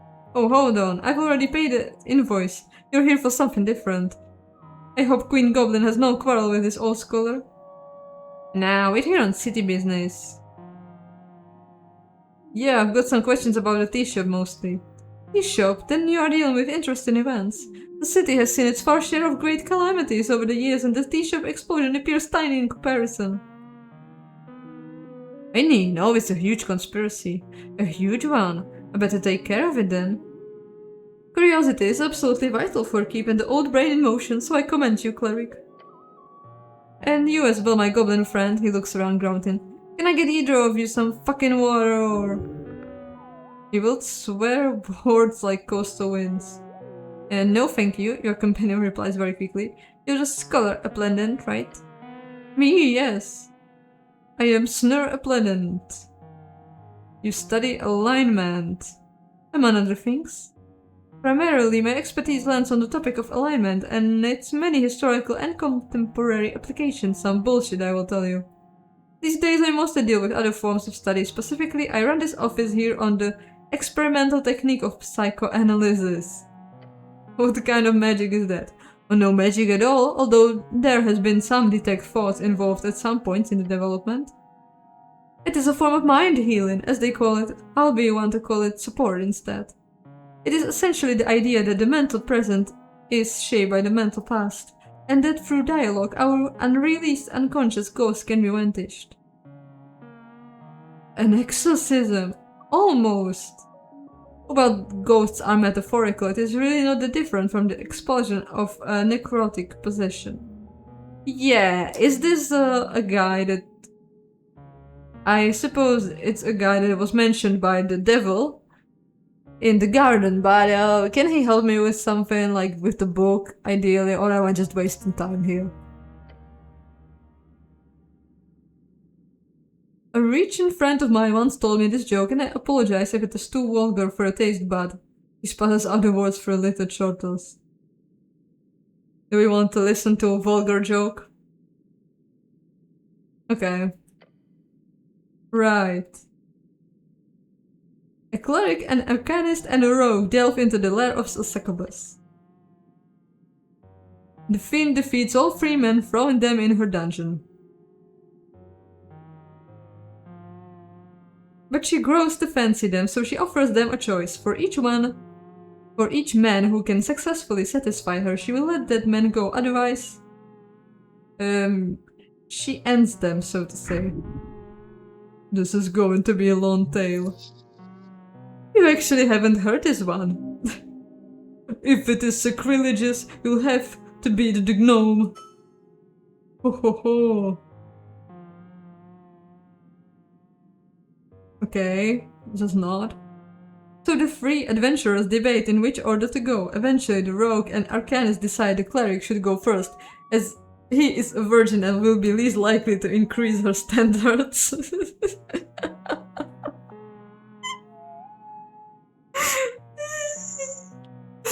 Okay, I'm really curious where this is going to go.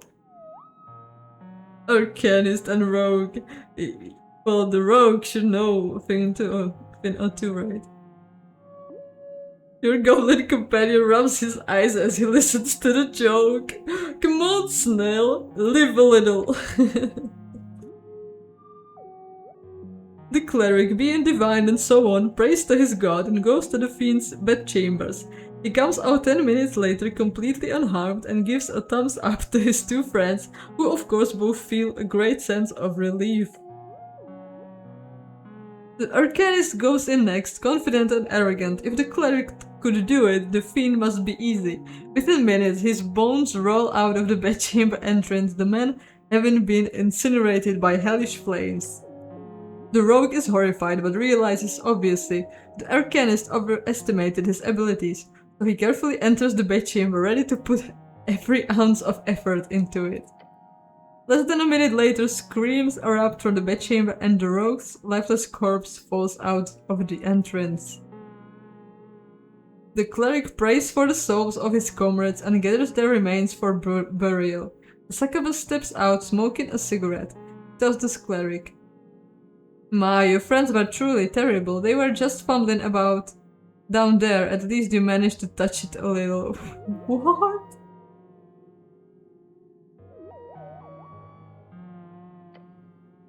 To which the cleric responds, "You are truly an awful creature, and I will pray for your presence to be exorcised from this plane of existence every day until the day I die."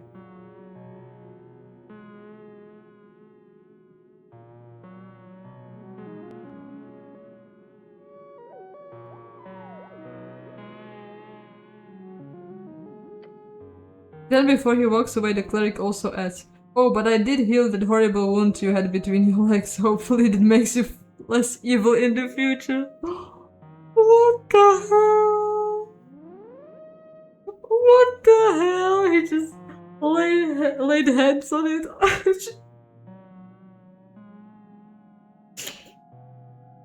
Okay, that started as a good joke, but it somehow it went terrible.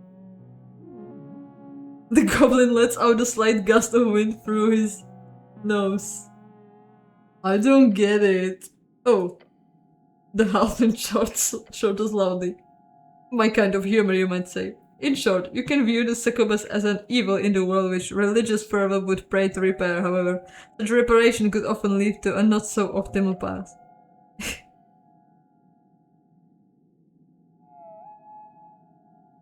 Or most simply, you could say it's a basic allegory for alignment itself. The cleric meant well for all intents, but his actions cost the lives of both his comrades. Is that evil or is it good? And so on. Oh! Oh! Oh, I get it now. Oh my god.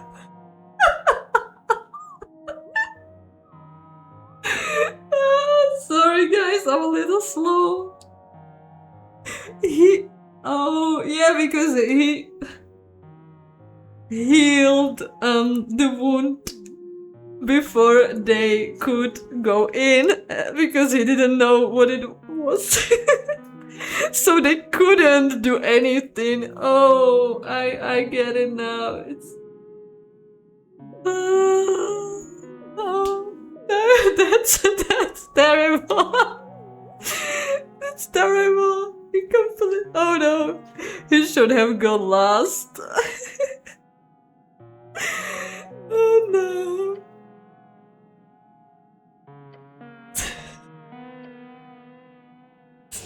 Okay, let's get through this. I don't really care. I don't want to. You dream about men and women? Sometimes. Guys. I did not want. I want to get out of this conversation right now. I need to continue my quest. I don't want to talk to him right now.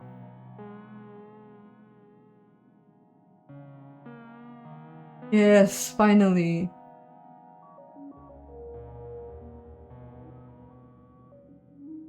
I can't ask him about the books, so he's probably not the one to help me with the book, right? I'll look into the table.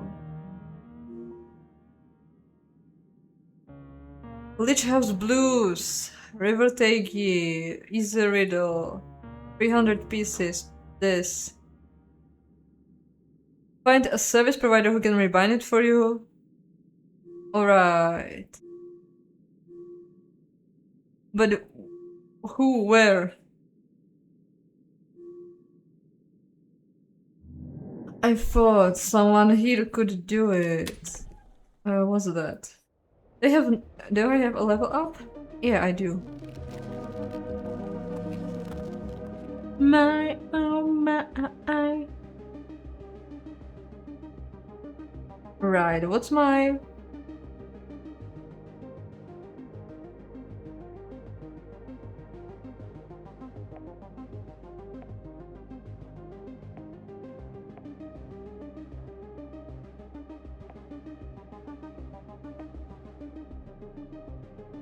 Can I do...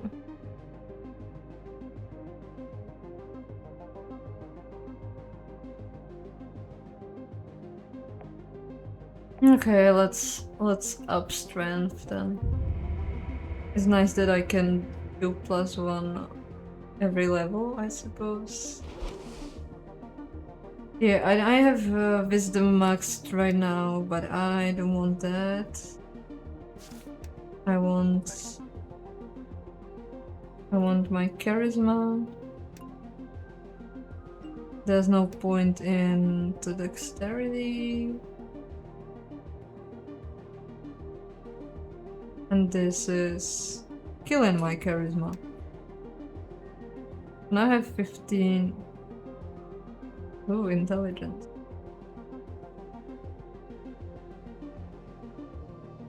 I don't need this one plus charisma. Right, let's do.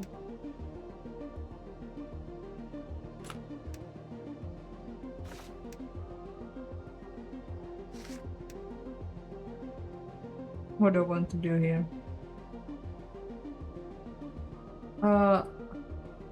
-2 wisdom. Maybe I want to do more wisdom.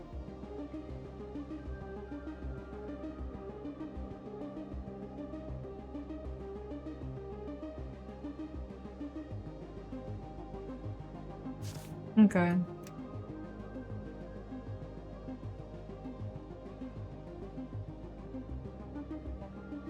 +1 constitution would be nice. That's +2 and minus strength. Oh, I don't know.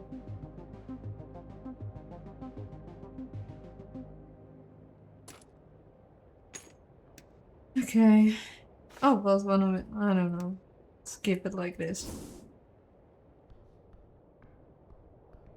Can I get here? No, probably not.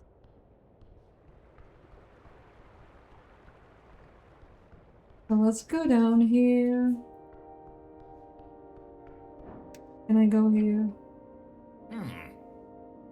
Bookbinder, you good business here. Oh, I do. But that's fun. Didn't expect that, considering everything. I'm not a big reader myself, but I indulge occasionally. You sound surprised.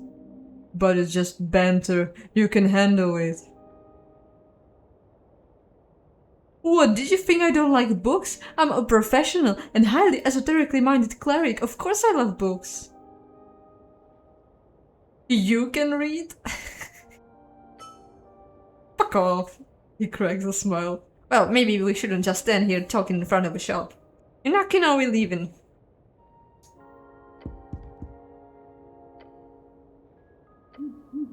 You.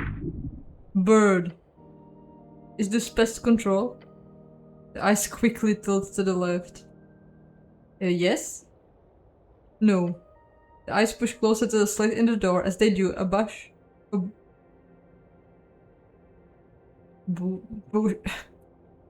bush of grey feathers pokes out. A bird folk.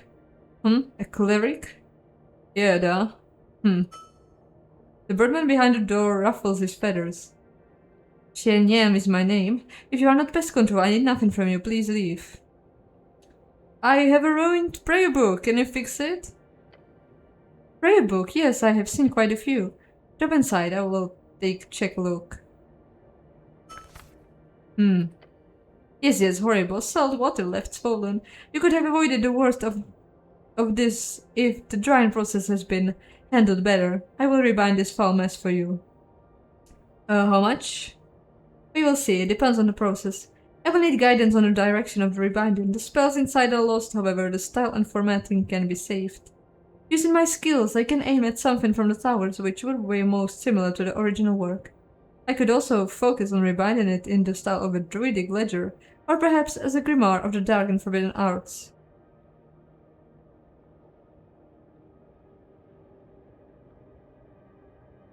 Oh. Just remake it as well as you can with the original intention in mind. Choose an intelligence upgrade. Make it a primal druidic ledger. Choose a wisdom upgrade. I want it to be full of forbidden magic. Choose a charisma upgrade. Ooh. I mean, charisma is kind of our main stat out of those three. That I will do. Return tomorrow, not while the sun rises. I am either resting or working intently during those hours. Anything else you want, or will you leave me to work? Why do you need help from the pest control? Rats. Oh. They're awful. Keep spawning out of the sewer pipes. Yeah, they should take care of that. Yes. But it best to the guild leader, Torlim Sleep, keeps telling me they don't have time. No time? They have a dozen teams running around the city. No time. I've heard the big problem is that they cannot get anyone to the pest control missions at 1-star levels. 1 star? Yeah, they've got a whole ranking system. The hallways, we haven't relied on the PCG for years. They just don't have time for anything over a 2-star danger ranking. It is very annoying. I have looked into it, and the problem is the pest control teams that join the guild only take on 1-star missions for a couple of weeks. And they quickly start focusing only on the higher paying tasks, and all the actual normal pests keep on spreading throughout the city. It is a ridiculously idiotic system. So while all the mimics and monsters keep getting slayed, nothing is done about these damn rats. The problem is it's too privatized. If the city held full control of all pest control, then even the less valuable missions would be handled, obviously. The bird takes a few breaths after his rant. Worst part, my nephew had a team himself, the White Doves they've called. And I've tried sending messages to him also, but he just says the same thing. Too busy, too busy. I could join the pest control guild and kill some rats. Yeah, my friend will be happy with that.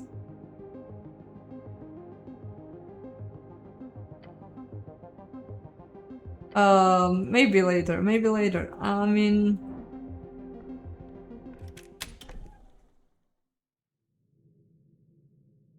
we really should not be talking to those people. And we will come back, you know, we will come back for the book, so... we can ask him about stuff later. Can I? Yeah, it's a staircase. What's this? Yeah, we're back at the goblin place. Oh. Is this the guy that wants me dead? No! Your muscle stands up. A face of iron appears from nothing. You hear the goblin say something to you. Dagger. He doesn't need to raise his voice. You know the gravity of the sound. This creature visits death upon your door. Fight it back. Freaking hell. Where was the last time I saved?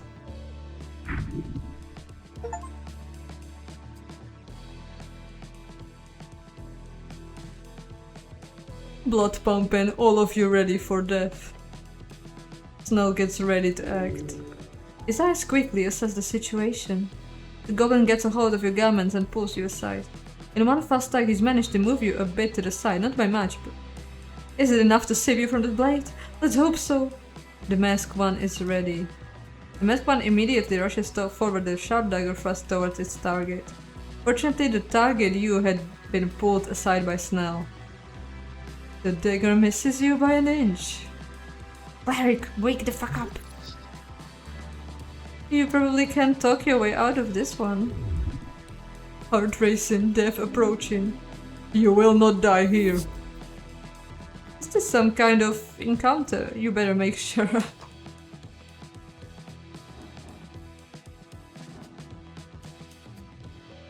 You've lost your composure. Okay, regain it. You can do this. What's oh, this initiative. A deep breath, you close your eyes. It feels like a minute, but with your body's current bioperception, there is no doubt it has only been a few split seconds. Now you are ready to strike. After the initial attack, the masked one goes in for another attempt. Do not let him counter! Your goblin companion jolts his arm to the side and a thick string appears out of his sleeve. It's a long woven cord with a pouch at its center, along with an iron ball. Oh, yo, it's a sling. Ah. A loud thud explodes from the lower left hip of the masked one. Ugh, he squeaks. A surprise! The goblin knows how to break a man with those iron balls. Despite the damage taken to his body, you can hear him grunting and pulling himself together. Once again, the masked one lunges forward, the dagger now aimed for your vitals. This will not break you. This will be the last attack, a final desperate charge. Stand tall. Cleric, look out! The dagger hits. Sake. Can I do something? Can I... No reason to cast that spell? I would like to charm the assassin. Oh gosh. Can I cure my wounds? Yes, thanks. Right below your neck artery. The shock sends a shiver through your system. Fuck. You hear a weak voice behind the mask. Retaliate, this bastard is trying to kill you. Yeah, I noticed.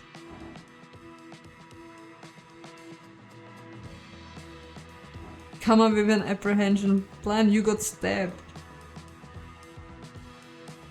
You got stabbed, you found your composure staggered by the bullet. Punch him. Punch him hard. Okay, good. I mean, punching him is not gonna kill him, but maybe if I like threw him down, he would die probably. You can clearly see his mask is made out of metal. You knew it would hurt to punch him there. You also know it hurts more to have an iron plate break your nose. He mutters and staggers back. If he's captured, you can make him talk. Is it over? After an impressive display with Sling, the goblin rushes forward trying to grab one of the masked one's legs. You're not getting away, asshole! The masked one immediately starts sprinting away. Capture the coward.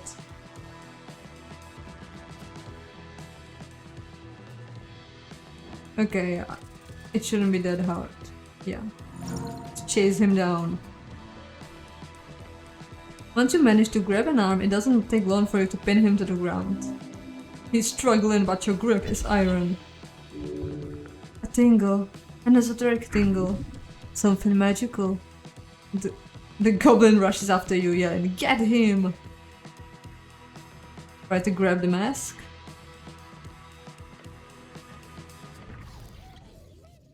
What? Invisible? He swings his head around as if fight in the air. But you had him! Shit, was that teleportation? Most likely. There was something magical about him, I think. Someone wants us dead. Or you, more likely. You must investigate carefully. Yep, another one on the list. Adrenaline wearing off, beware. Everything is a bit wobbly, oh boy. Stand still, this is embarrassing. Cleric, do you need any location in which you were stabbed? You press a hand against your neck, right where you felt the blade hit. The area hurts, but more importantly, it is not wet. You will live. I'm fine, he got my armor. Really? Yup. Adrenaline is fading, you feel dazed. Aren't you lucky, he says, taking a deep breath. Guess we're gonna need it if someone's sending assassins after us. Even incompetent ones like that. Who do you think actually sent the guy? No clue.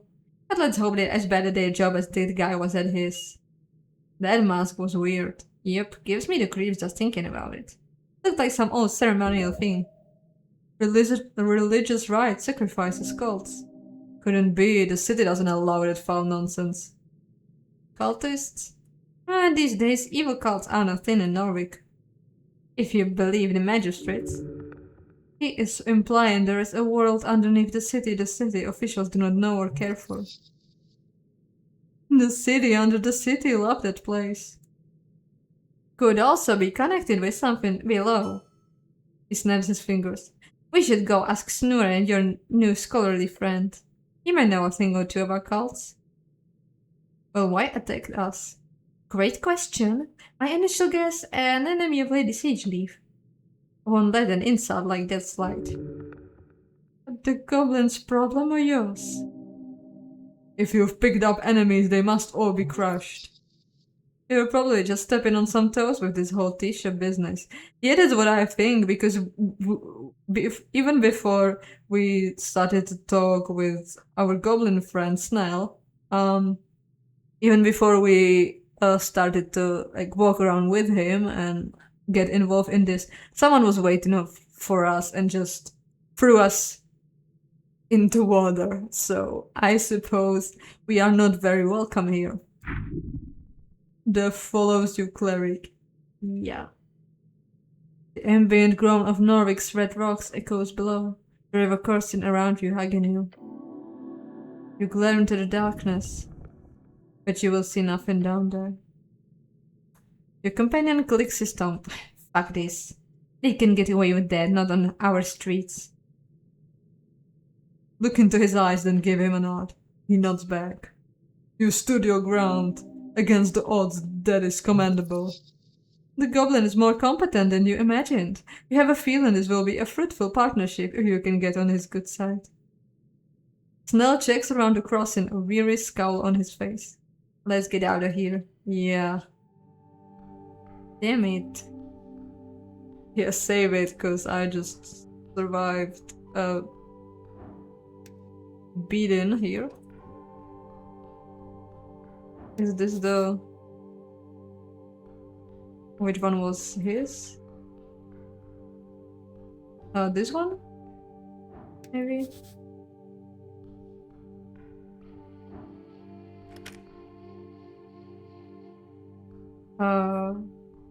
So was it...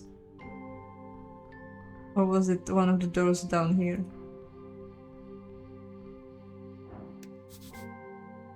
Nelly, yeah. Maybe like they'll tell Lady Sageleaf or something. Ooh, can I use the I use this?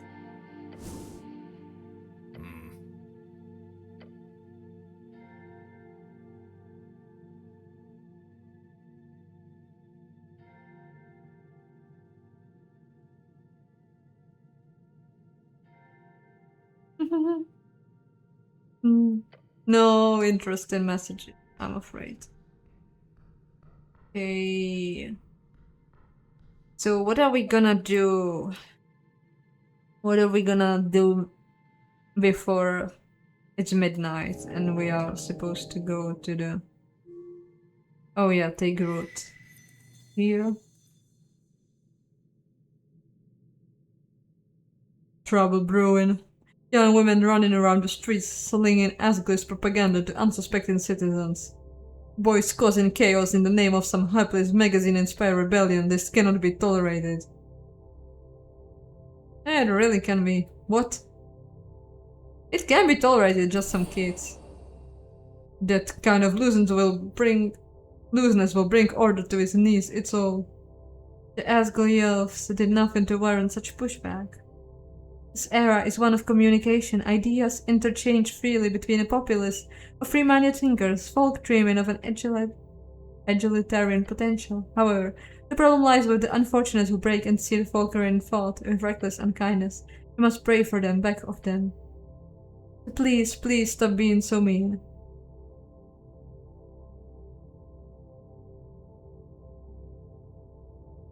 Appeal into their better nature, great idea, don't be sarcastic.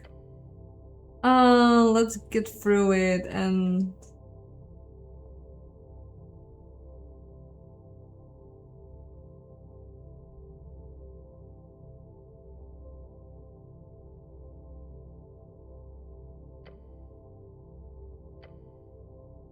I want to see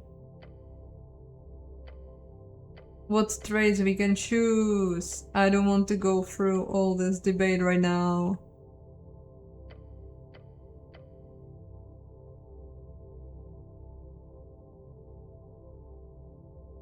Women clearly built a more thoughtful and caring world for us all. Feel like a good man for thinking such egalitarian things. Egalitarian, I guess. But I want to lead in the future, and I'm not a woman, does that mean?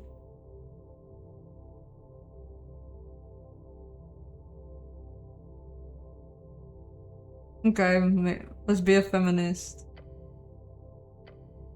Because I'm a woman, you know.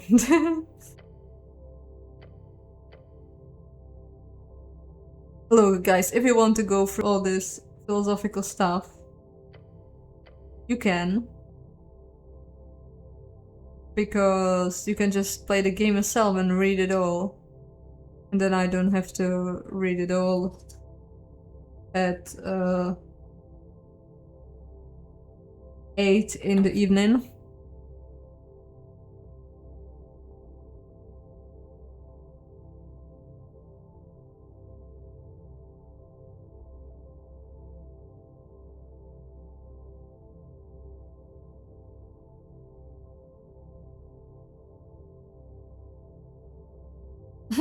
I don't care about men or women, I'm an equal hater, we all suck.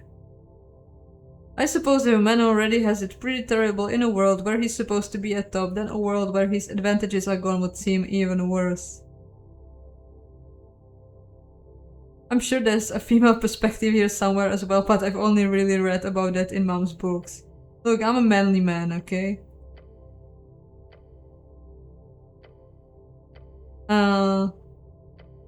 Do yourself seek love, be more. Realize your place in the world, suddenly understand gender. I mean... probably not gonna suddenly understand gender. You are approximately 0.52 decimals across the line into masculinity. That is, in a less abstract definition, a little over halfway to being a full man. Sorry, what? Slightly over halfway, yes. I'm only halfway. It is not ideal. I'm not sure how to feel about this knowledge. Look at it this way. The average man is, if you think back to your ability to sniff out manhood, usually placed around 50 decimals of masculinity.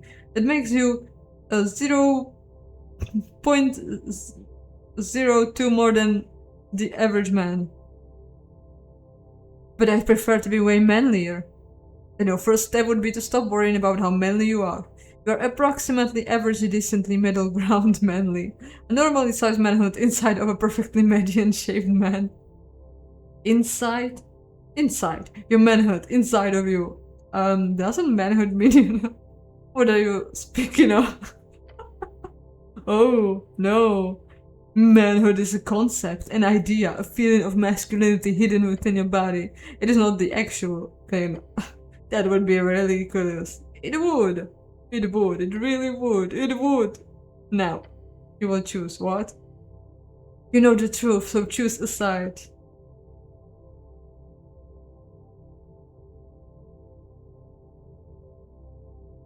Lady Fair, future patriarch. Just show me the feet, okay? Wait, no! I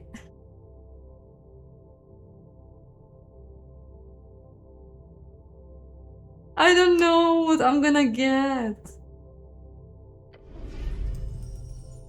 So I got future patriarch. Every man of 2.3 kilometers will respect you for your choice here. The rest will soon follow. Be slightly less confused about gender, okay? I have no idea what it just... Okay, proficiency in roles when speaking with masculine characters. Okay, so if I chose the other one, I would be more proficient when speaking with women, right? That's amazing.